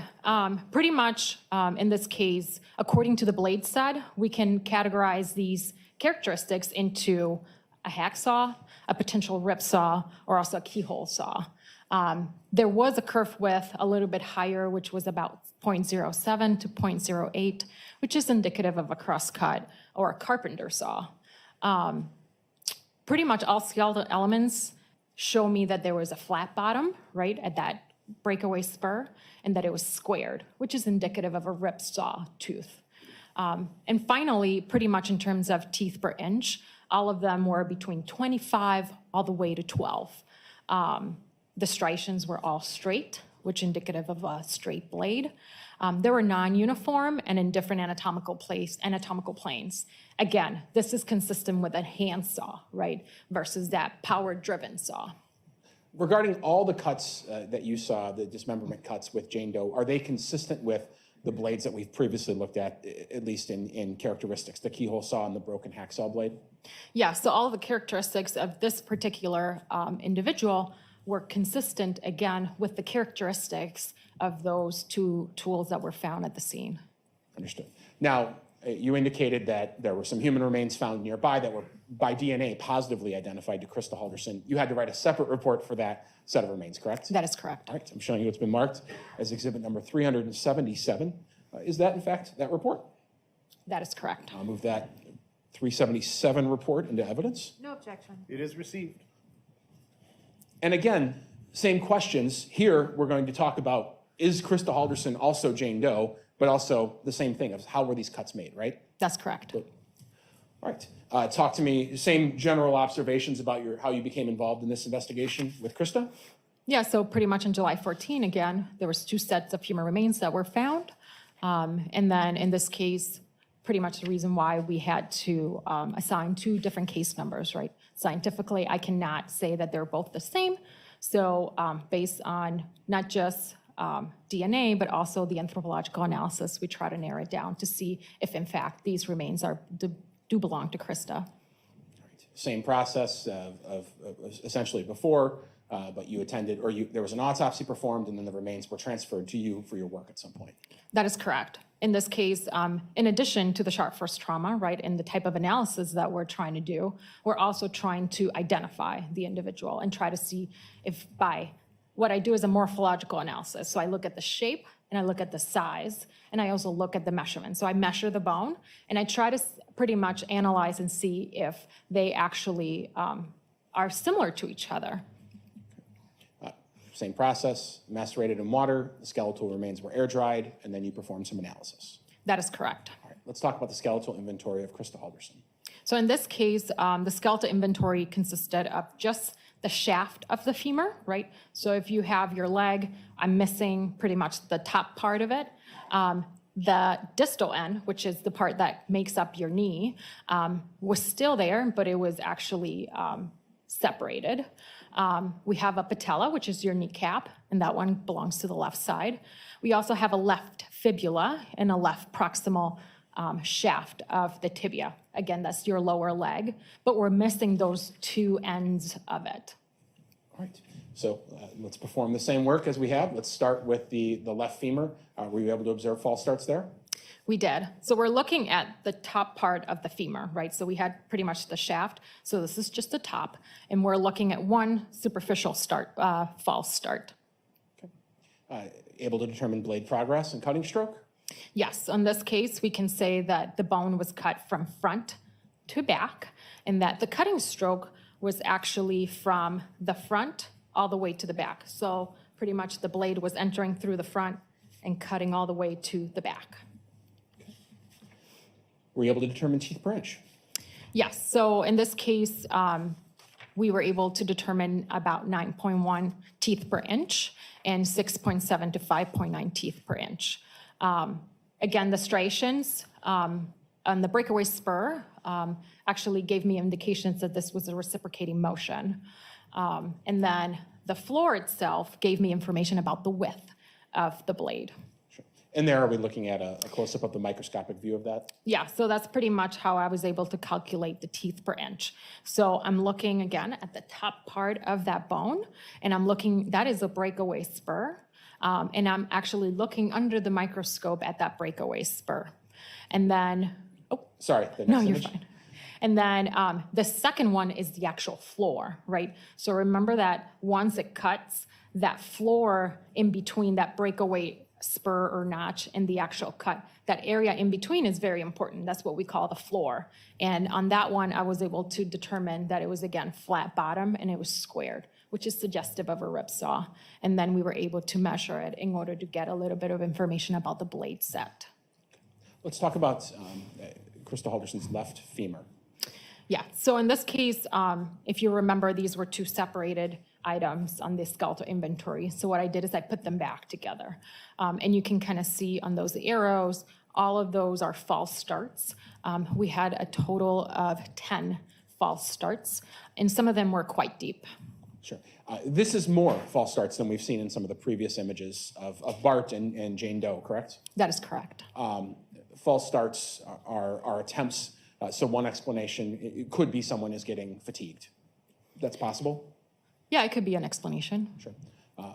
Or they're just having trouble. Yeah, it could be another.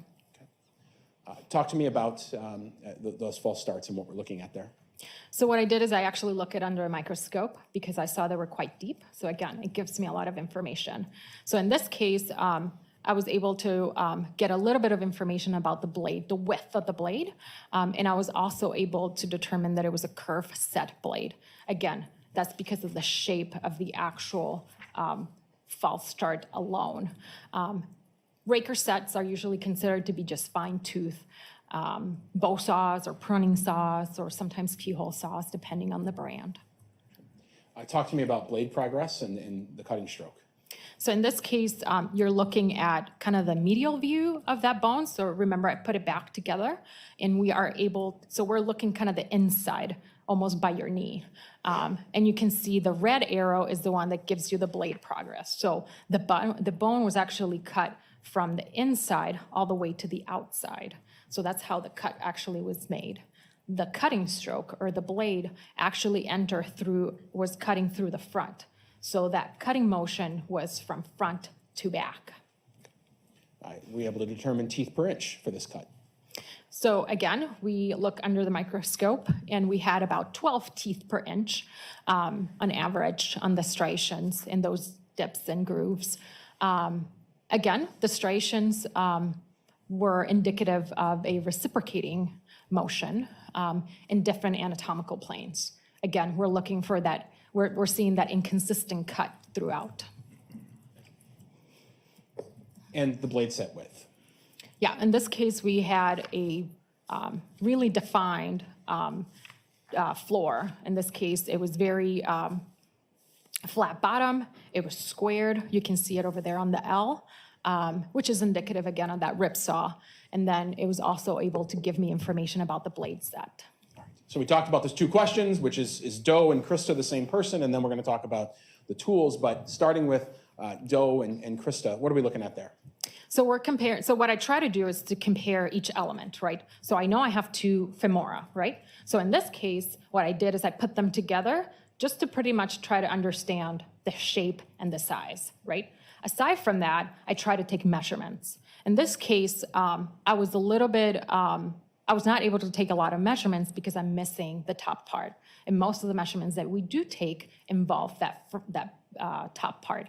So I was able to measure the bottoms, right? So pretty much the distance from that area, that kind of wider area that you have, that's where your knee kind of forms. So I was able to measure that, and that the right one gave me about 74 millimeters, and the left one gave me 73 millimeters. Tell us about this slide. So we're looking here at the left tibia. So pretty much your lower leg. So we're looking at that lower end of the tibia that is very close to forming your ankle. And here you can see multiple false starts. The left tibia exhibits at least 6 cut marks that are consistent with false starts. Sure. And this is a more close-up view of that? Yes. Again, these were quite deep, so it gives me a lot of information. So we wanted to look at them under the microscope. And under the microscope, we were able to see, again, a blade set width of about 0.01. And again, those were flat bottom and they were squared. The walls were squared, so that is indicative of a rip saw. Okay. And here you had to determine blade progress and cutting stroke, of course. Yeah, so again, we're looking at the whole bone, the whole lower left leg. The red arrow, which is indicative of the blade progress, so it seems like this bone was cut from front to back. And then the cutting stroke of how that knife went through, how that saw went through, it went through the anterior, so the front of it, and it kind of went down to medial. So it went from front to side a little bit. So it was almost in an angle. Okay. And lastly, when it comes to at least the measurements, you had to determine teeth per inch. And here we have maybe an overall view and then a microscopic view? That is correct. So here we're looking again at those grooves and those dips, and we have about 5.6 to 4.8 teeth per inch. Okay. So now we're just going to compare essentially the Krista to Doe in almost like a puzzle-like fashion. Okay? Yeah. Tell me what you're doing there. So I'm pretty much trying to compare, and again, in this case, I'm not just looking at the shape and the size and the measurements, but I'm also trying to see if it actually fits together, right? So if they can join. So in this case, we have the distal end, right, that ankle part of Doe, and then we have what we already know and was positively identified as Krista. And as you can see on the photos, it actually conjoins fairly well. So obviously, we were able to also take some measurements and look at the morphological, overview, the size and the shape, and it was a close match. Okay. And here's perhaps a table comparing them. Yes, so these are all the measurements that I was able to take. These are standard measurements that we use whenever we are trying to identify someone. And these are specified for the tibia and the fibula. And as you can see, most of the measurements are quite similar, right? In addition to that, you want to look at the overall shape and size of the bone, right? So that's why we want to put it all together in one image so that you guys can see next to a scale how similar they are. Sure. And so next we have a slide about the left fibula. Yes, so here the left fibula, again, we do have one false start located just below the initial corner of the curve. Right. And here we have blade progress and cutting stroke again. Just briefly describe that. Yeah, pretty much very similar to the tibia, right? It's next to the tibia. So it was cut from front to back, and the cutting stroke was pretty much entering through the inside and exiting through the outside. Okay. And then the teeth per inch. The teeth per inch in this case was about 11.1 teeth per inch. And again, we go back to this non-uniform straight striations. Is a reciprocating action with a straight blade. And then before we get to the summary, here just is a comparison at a different end or a different view, correct? Yes, so we just wanted to compare, right, that doe, that little piece of bone that we found that makes your ankle, and we wanted to compare it and see, and then you can see here, it actually matches fairly well. Sure. I think I asked this before with Mr. Halderson, but as to Doe and Krista, before we get to the summary, is all of these cuts, from your estimation, were made with hand saws, not power saws, correct? That is correct. Okay. And there were two saws in here found near Bart Halderson, not Krista Halderson, but you use those at least in considering making a table regarding which saws were possibly used to cut Krista Halderson's legs. That is correct. All right. And we're looking at the table there? Yes. All right. So it's a very similar table to the other one. Sure. Is it your opinion that those two saws on this slide, the all-way saw and the broken hacksaw, should they be ruled out as possibly the saws that were used to dismember Krista's legs? They should not be ruled out.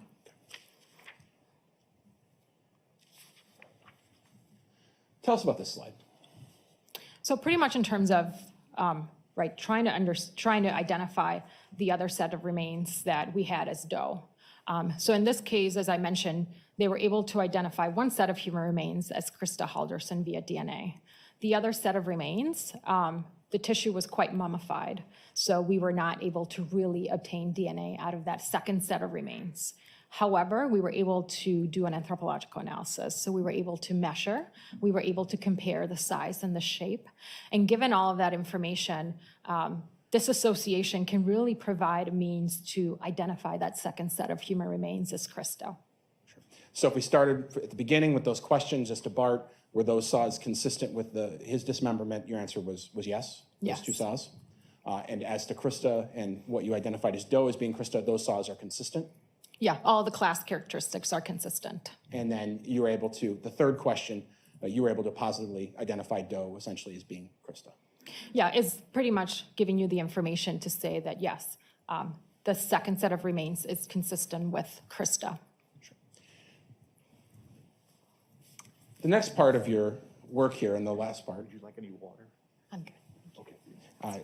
You were asked at times to actually go over to the Halderson home on Oak Springs in Windsor to assist them in some remains they were finding at the home, correct? That is correct. What is your role when you're called to a crime scene like that? In this particular case, they were calling our office in order to determine if the remains, if what they have at the house was actually human remains or not. Sure. And did you actually go over to the house? I did. Okay. I'm showing it's been marked in this case as exhibit number 378. Is this your report related to your visits to the Halderson home? That is correct. Were you there on a couple different occasions? I was. Okay.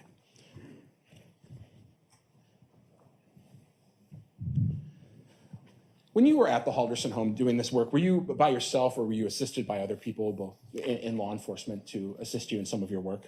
Yeah, so the first time that I was called, pretty much there were several investigators there, and I was able to do kind of a quick analysis.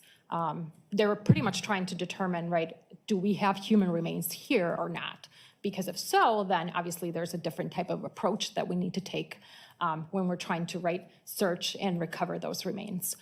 So on the first time that I went there, I actually was shown to the house and then shown to what they thought were human remains.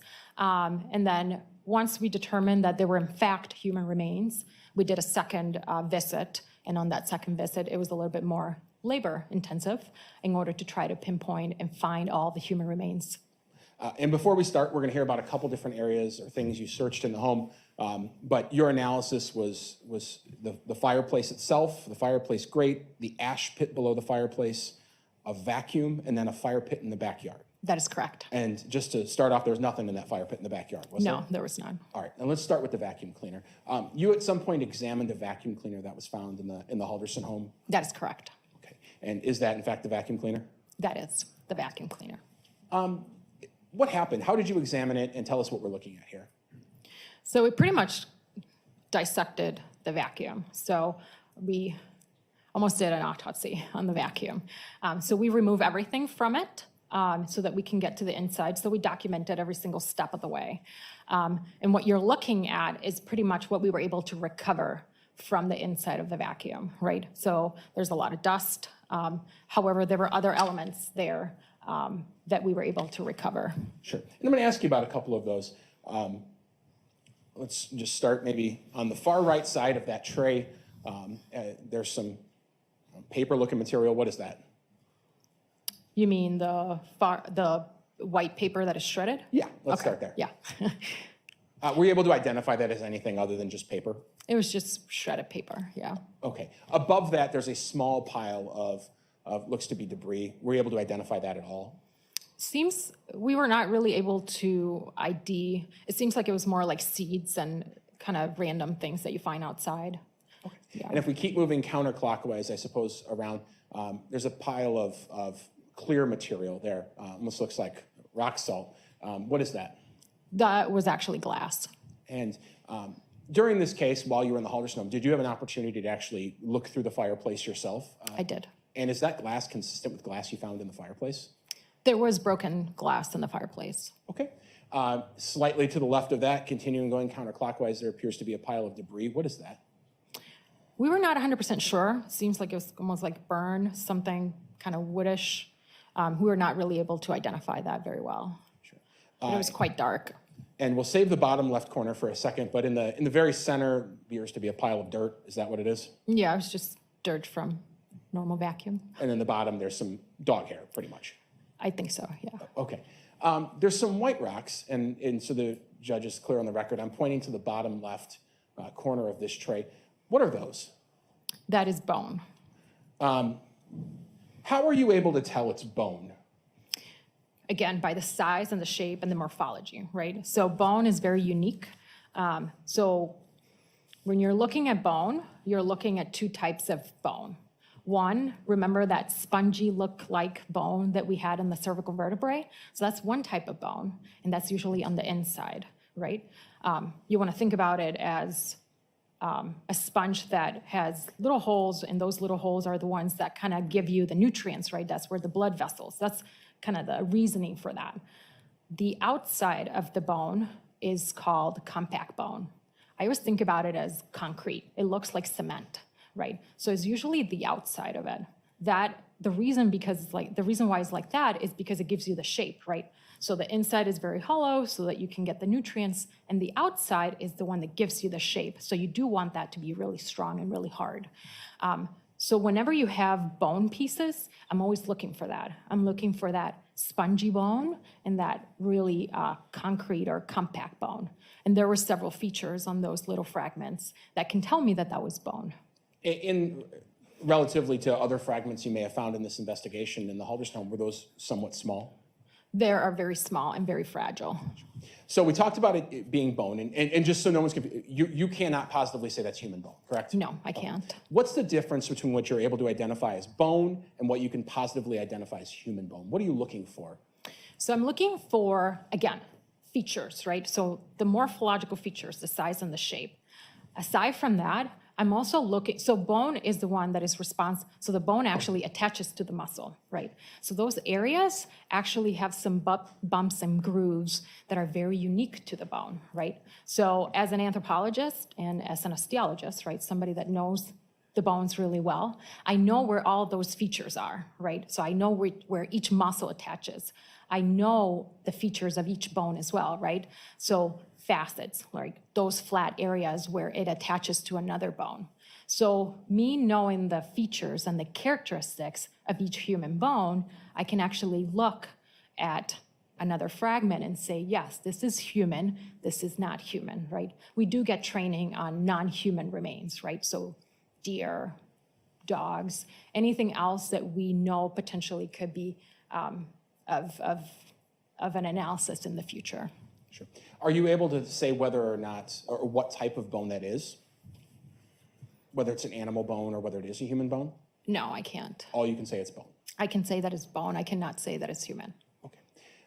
Let's talk about the fireplace itself. Now, this is the physical fireplace. You observed this, correct? Yes, I did. All right. I'm showing what's already been admitted is 239.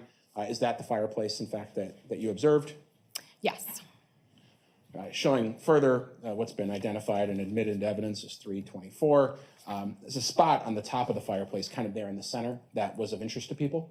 Yes, that is the reason why I was called in the first place. And just to go back, we're talking about the spot on the very center of that photograph?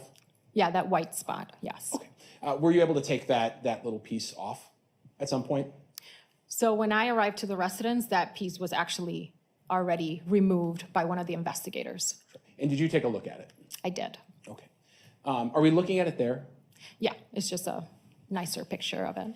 And here it's labeled skeletal inventory, but could you tell us what we're looking at there in some of these nicer photos that are maybe a bit better lit than the photos on scene? Sure. So this is actually that little piece of bone that you guys saw in that other picture. So when I was asked to look at the photo and look at the remains, the main question was, is this bone? And if so, is this human? So the first thing that I can tell you is that it is bone, right? Remember that categorization of spongy bone and compact bone? So you can actually see it in this image. You can kind of see that sponge in between, and you can kind of see that compact bone in the top also and on the back.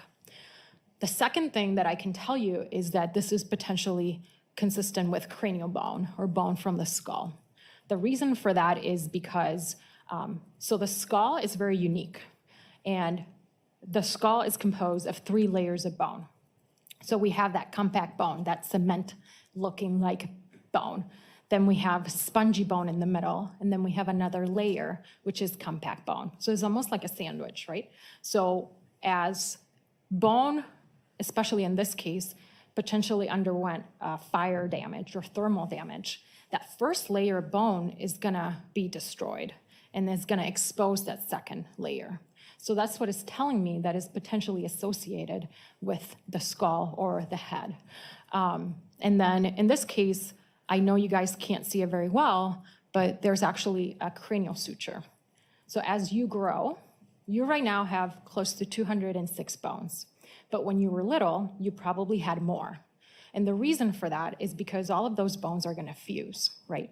So the same happens with the skull. Those bones are gonna fuse, and those lines of fusion are what we call sutures or cranial sutures. So those lines of fusion are very informative for us. It can give us information about age, sometimes can give us other information related to ancestral background. So in this case, I can see on one of the edges that it is a suspected cranial suture. You were able to find other bones in this skeletal inventory of the fireplace?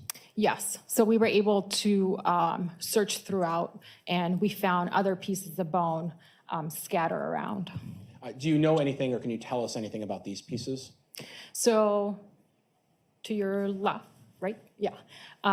So you have pretty much kind of a group of pieces of bone. These are too small for me to identify, but again, we can go back and say that they're bone, right? Because we have that spongy material, and we also have that flat material that is consistent with compact bone. On the other side, that is actually the root of a tooth. It's pretty much the shape consistent with a root. As well as the fire itself and the built fire, you looked at the fireplace grate. I did. Showing the jury what's been marked as 323, just an overview of the grate, and 331, perhaps zoomed in a bit closer. Was there anything that started to cause you pause or suspicion as you looked at some of these photos or on scene?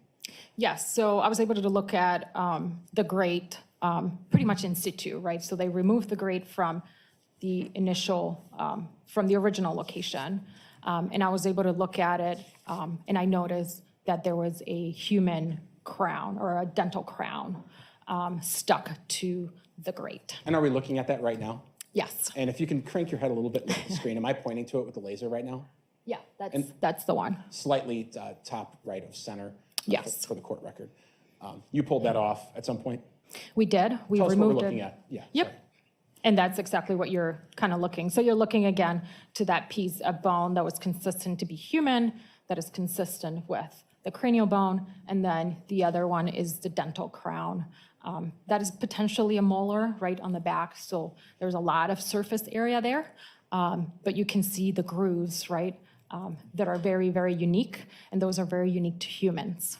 And so these were the two areas of what you believe to be unique to humans stuck to the grate. Yes. Okay. Let's talk about the ash trap a little bit. There was a lot of work performed with the ash trap. Yes, there was a lot of work done. Okay. I'm showing the jury what's been marked as exhibit number 334. They've seen this before, and they've heard from Mr. Boswell testified, who I'm sure you know. This was in the basement of the Halderson home? That is correct. Okay. And Mr. Boswell testified that he was unable to kind of fit himself in there, but were you able to kind of fit yourself in there and take a look at the ash trap for yourself? Yes, I was able to get in there. Okay. What is it? Can you describe the general condition of it? So, so just so you guys can get a little bit of an idea. So we have those three different squares. So I was able to kind of fit in through that first one and then also the last one. The reason for that is because I really wanted to see if there was bone in there, right? So that's pretty much the pit. So whatever was on the top can potentially be on the bottom as well. So, and I really want to see it without being undisturbed. So I tried to snuck in and try to fit in there. And you can see it's almost like a mountain, like a little mountain. And then at the top of it, you can kind of see, again, that brittle bone-like material that had different colors, right? That white kind of residue, that black residue. So it was quite unique. And so I'm showing now 337. Is that the inside? Yeah, that is the inside. And I So think you can kind of see the little mountain. And is that on the right side of that photograph? Yes. Okay. You're an anthropologist by trade. Is ash or an ash trap kind of an ideal environment to perform an archaeological dig for bone or for fossils or for something of that sort? It's not. It's very difficult.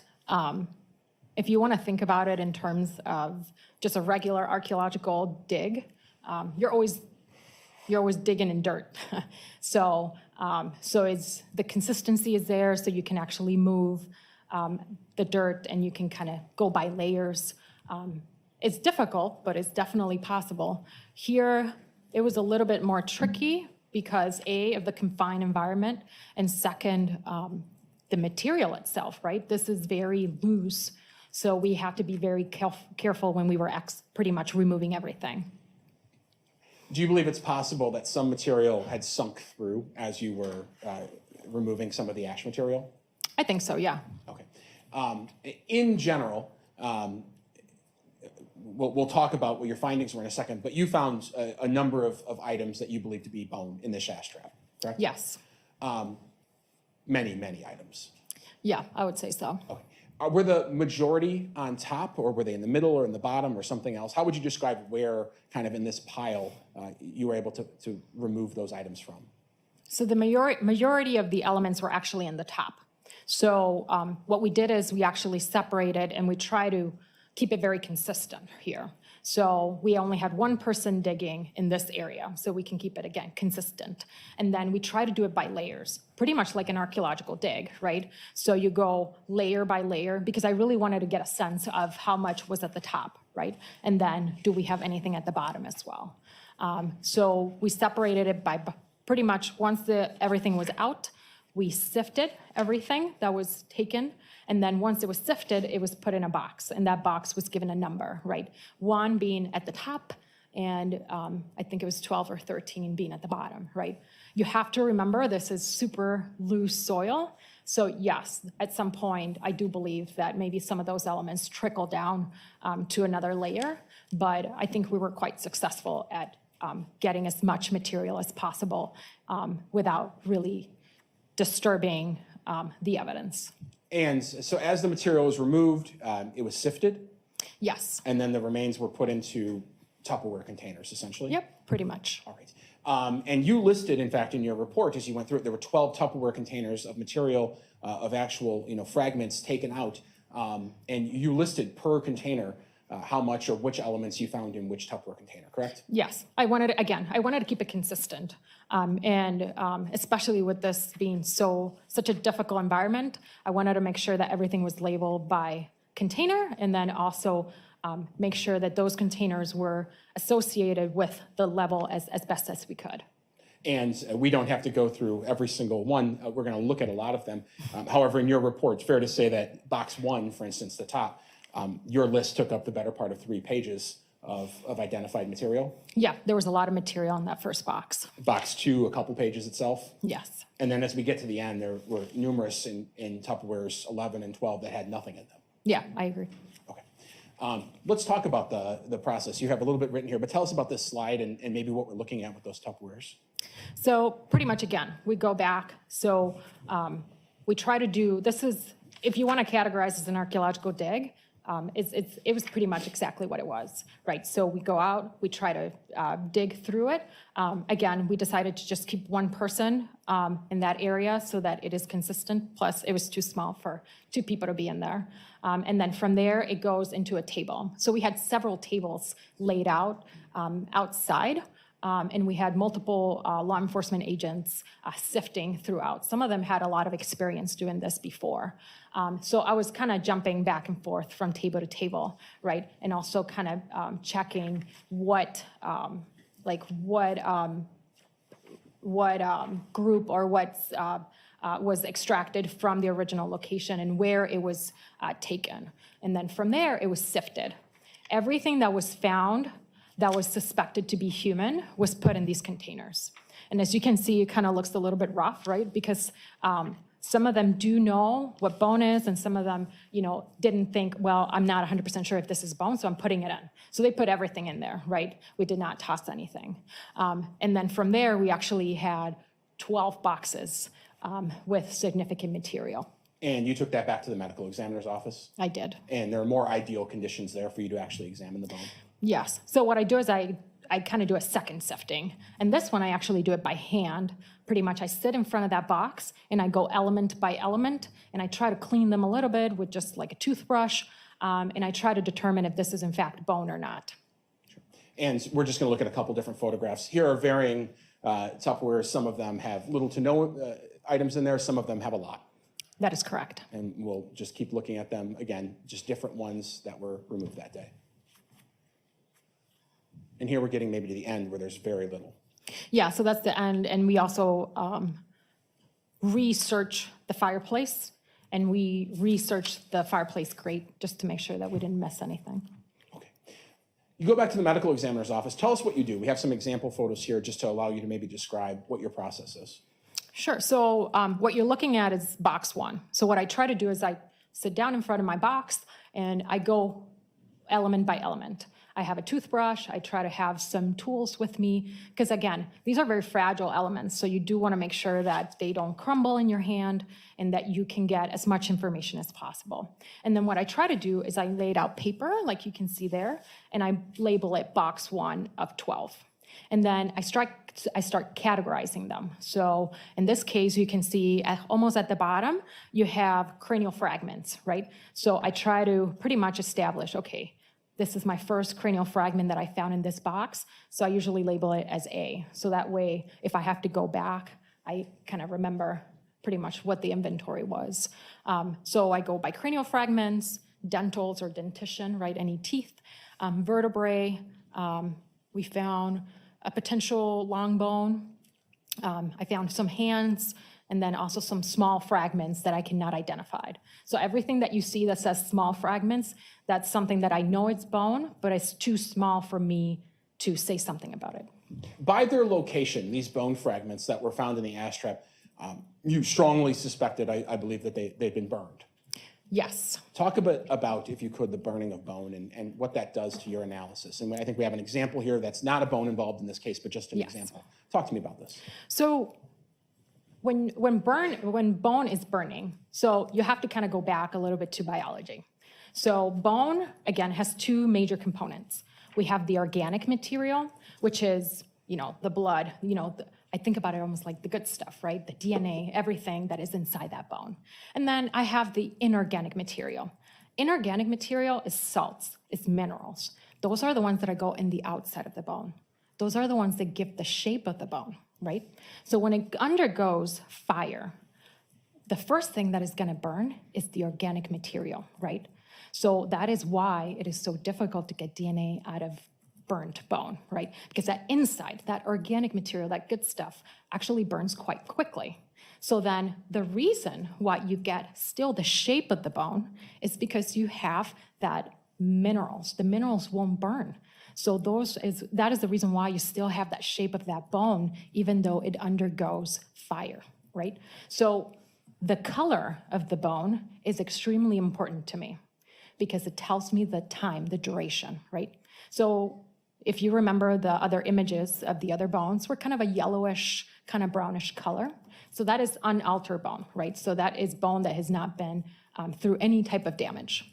So then as the bone is exposed to the fire, you're gonna see that it's starting to get black, right? So obviously that organic material is starting to burn, but that inorganic material is still quite good. And as you can see, it's moving from brown, which we call charred bone, all the way to calcined bone. Calcined bone is white, so that white kind of grayish color.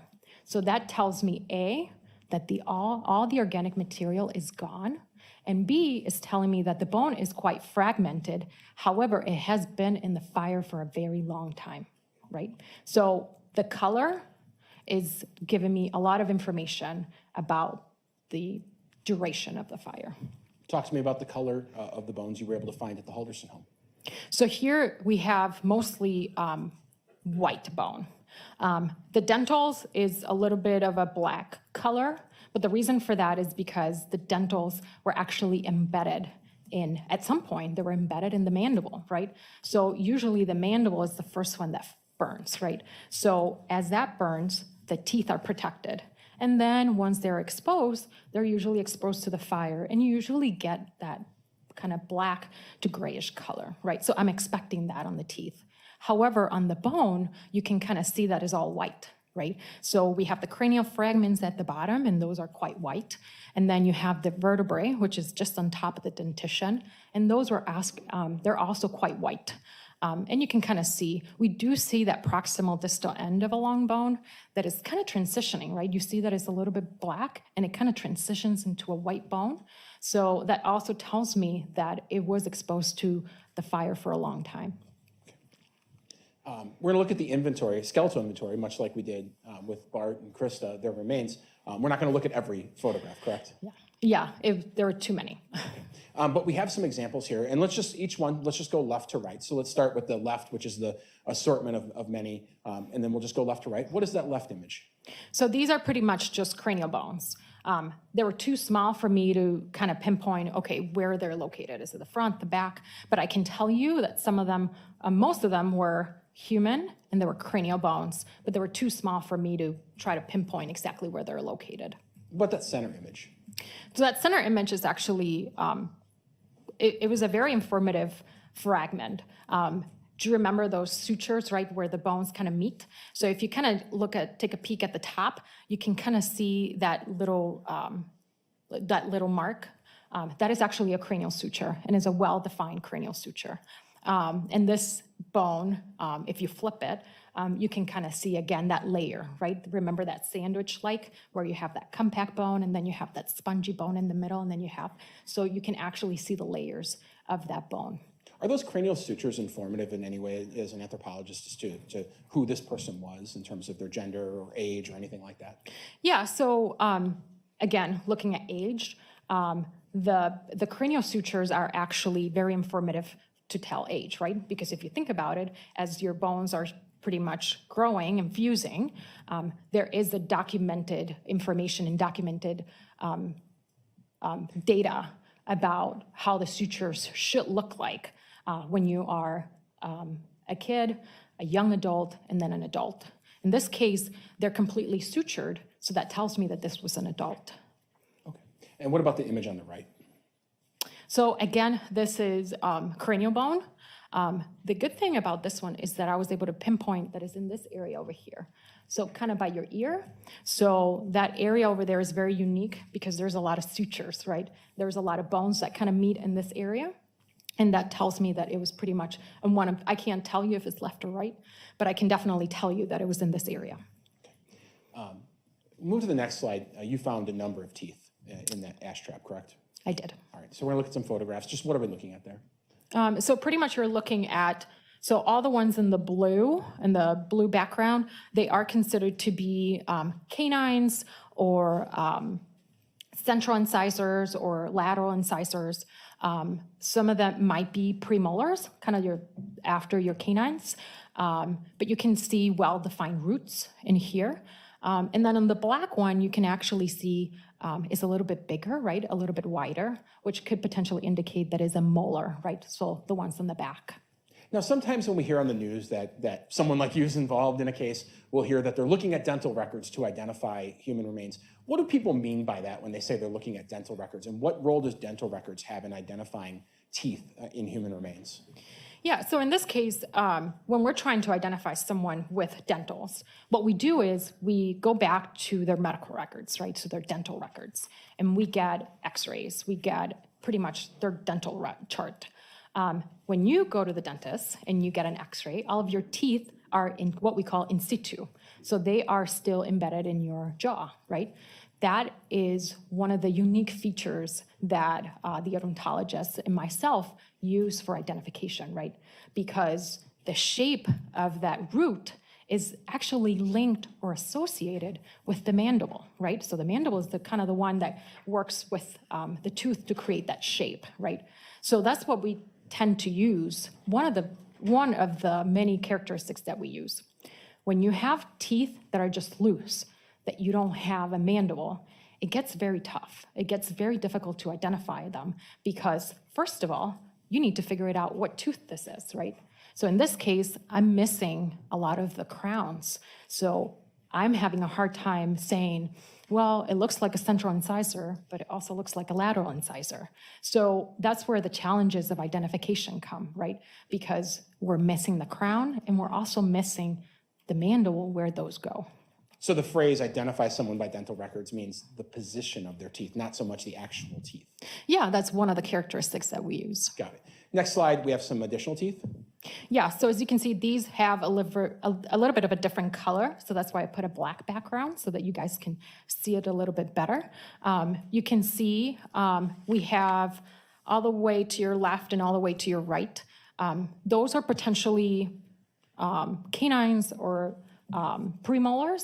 But then the ones in the center are a little bit bigger, right? So those are the ones that go all the way in the back, the molars, right? When you're chewing, most of the food goes to the back, and those are the ones that are responsible for that. So we were able to find an array of different types of teeth. And just because this is the last slide dealing with teeth, I'll ask the overall question. You were not able to identify whose teeth these were because of the condition they were in and how they were removed, essentially. That is correct. Okay. And did you consult with other experts in the field? We did. Okay. What are we looking at there? So this is a vertebrae. Specifically, it is so the one on your left, that is a cervical vertebrae. I don't know if you remember those images at the beginning, right? So we have those little pieces of bone that kind of come out, and then you have that center bone. So we're actually looking at one half of it. So you can see kind of the center bone in the middle, and then that little piece of bone, that flat piece of bone, that is supposed to attach to another vertebrae, right? And that is the cervical vertebrae. The reason for that is I'm looking for several features. Again, the cervical vertebrae, they're very small, and they have several features that are telling me that this is cervical. None other vertebrae has those features. And this one has the features of a cervical vertebrae. The same with the other image.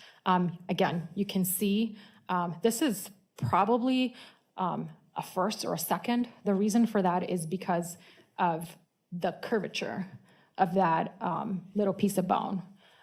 Usually the ones at the top that hold your skull are very curved because they want to hold that weight. So that feature was very informative. And because it's a first or a second, you don't have either Bart or Krista's first or second vertebrae in any of the remains you examined, correct? That's correct. With Bart, you only had the fourth and below, and with Krista, you had none. That's correct. Okay. And what are we looking at here in the ash trap images? So this is just a summary of what I found for what I can categorize as hands. So that little, to your left, that long piece of bone, that is actually part of your hand here. So it's one of these. The reason why I know it's a hand and not a foot is because it's very round, right? So the ones in your hand, those little pieces of bone, they're very round. The ones in your feet are actually quite wide. Again, you want to think about holding all that weight, right? So that one over there is just here, one of these. And then the two other ones are from your fingers. So actually, those are what we call distal phalanges. So these are the ones over here, pretty much at the top. Those are your fingertips. Yes. What is this image? So this is what I classified as long bones, because I was not 100% sure if it was left or right. So to your left, if you look at it kind of from an angle, that is actually the knee. So I don't know if you remember the femur, right, in those little kind of grooves where the knee goes. So this is actually one of the grooves of a femur. And then on the other side, that is actually from a tibia. So the tibia, I don't know if you remember from those images, is actually very sharp. It has a very sharp edge, and that is very unique of the tibia. There's no other bone that has that type of sharpness. So we can definitely say that that is a tibia. I just can't tell you if it's a left or a right. Sure. That concludes, and we have more slides, obviously, but that's the sample images you included. But just an overall question of the many bone fragments you found. Is it challenging, or are there additional complexities to determining what type of trauma that bone went through than if you just, for instance, with Krista, found remains outside, laying outside in a state park? What's more complex about bones that have been burned? Yeah, so you want to think about, right, what we talked about, the organic and the inorganic, right? So organic material is completely gone. So these are extremely fragile just because I have that inorganic material there, right? So those are the ones that give it a shape, but as soon as you hold those, sometimes they can crumble. So that's why we needed to be very careful. Obviously, the fire is masking some of those potential traumatic elements that I cannot see. Okay, and so let's talk about some of the trauma maybe that you tried to observe or did observe. Let's talk about this vertebrae, for instance. Yeah, so I know it might be a little bit difficult for you guys to see that as a vertebrae, but that is actually from the vertebrae itself, is those little pieces of bone that come out, right? So this is one of them. And then with my experience, right, and the way I know how that is supposed to look, that is, as you can see, there was a transecting horizontally cut, right? Because that is supposed to be pretty much round, right? So those are the two transverse processes that are going on the side of the vertebrae, right? So we have the vertebrae in the middle and those two on the side. So it seems like one of them was actually cut transversely. Sure. Other than that, are there any conclusions you can draw from that? No, there was too much damage. I can tell you that there is a cut there. I cannot tell you anything else because of the thermal damage. I use the arrows for you guys to kind of see what I'm talking about in terms of that straight cut. Sure. Let's talk about this vertebrae on the next slide. So again, this is a fragmented transverse process. So again, we're looking at the sides of the vertebrae itself. And I know what it's supposed to look like, right? So it's kind of round and has very round edges. And on this one, you can kind of see, so those two images are from different planes so that you can actually appreciate the cut itself, right? So those arrows that you can see are indicating the cut. And then on the other image, you can kind of see the border of it. That is almost, it is indicative of a cut mark. Let's talk about the hands. Talk to me about this slide. So this one was a very unique fragment of the lunate. So in your wrist, you have multiple bones here that consist of your wrist. One of them is called lunate because it resembles the moon. So I kind of put it up in that corner over there for you guys to kind of understand how it's supposed to look like. So in this case, lunate is supposed to be round, right? It's supposed to have all of these shapes, and you can kind of see that there is a cut on it, right? That is not supposed to look like that, right? So it is, and it's very clean, right? Even though undergoing thermal damage, you can still see it. So yeah, you can see kind of the arrows over there where you can kind of see where that cut was made. Sure. But there were hand bones you were able to identify maybe more about the cut, right? In terms of the next image. Oh, yes. Talk to me about this one. So this is actually a fragmented distal end of the radius. So you have your hand, right? You have these, you have your wrist where you have several, little pieces of bone, and then you have your radius and you have your ulna. So we're looking at almost like this little bump over here, right? So that's what consists made of your radius and your ulna. So what we're looking at is a little piece of bone that is supposed to be connecting with your wrist, right? And in this case, you can actually see, because this is a bigger bone, obviously it preserved a little bit better. And you can kind of see the cuts. Again, it's supposed to be a long bone. It's supposed to have a lot of shape. It is not supposed to be flat. And you can kind of see on those arrows over there where that actual cut was made. And you say it's consistent of a chop mark. Yes. So in this case, the bone was big enough for me to put it under the microscope.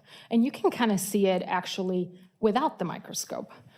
So in this one, it was very unique because it had unpatterned striations.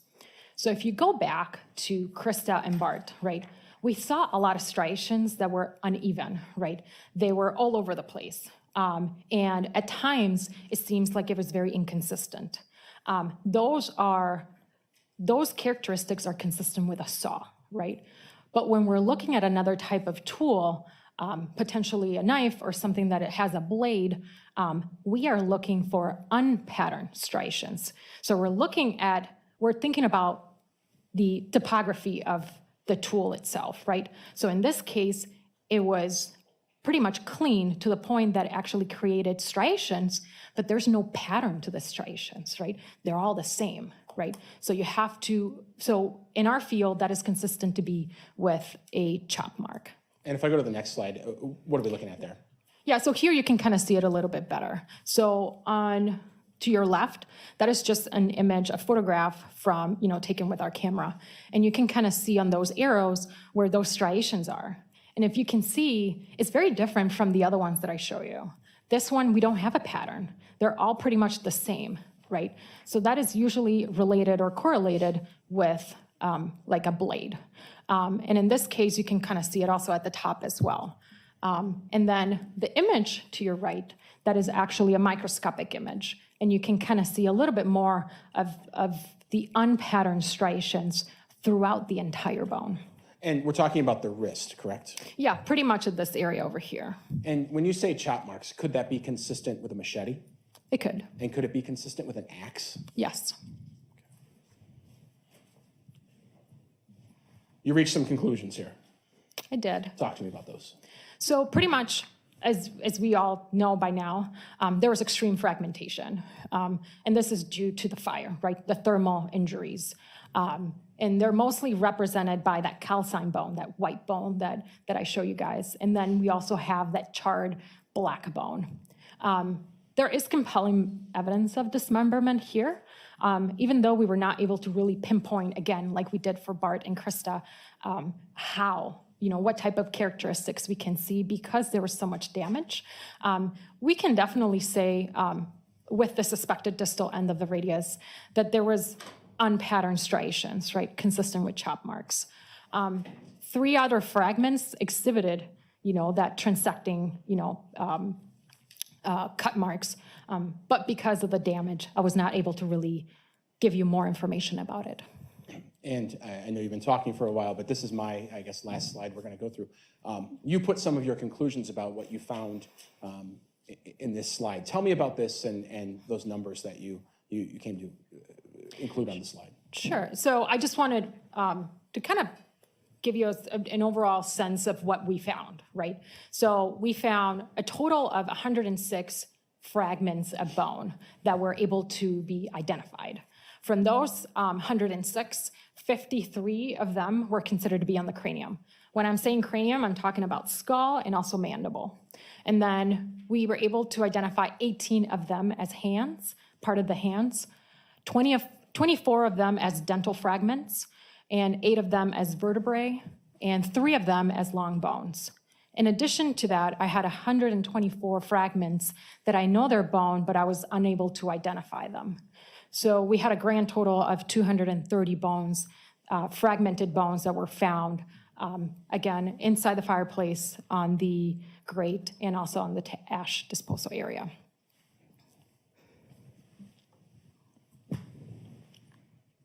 Nothing further. Cross-examination? Thank you. Good morning, or good afternoon now, I think. Starting sort of where we left off with those bone fragments found at the home. I think I heard you say that you could identify whether they were human or not. Let's start there. That is correct. So some of the things you found, for whatever reason, you could not identify as human, some you could identify as human. That is correct. Now, some of them you also were able to determine came from an adult human, is that right? Some of the fragments did have features of an adult. Now, none of the fragments that you found could tell you whether it was a male or a female adult human, correct? That is correct. And despite the number of bone fragments you found, you weren't able to determine if they came from one human or 6 different humans, correct? That is correct.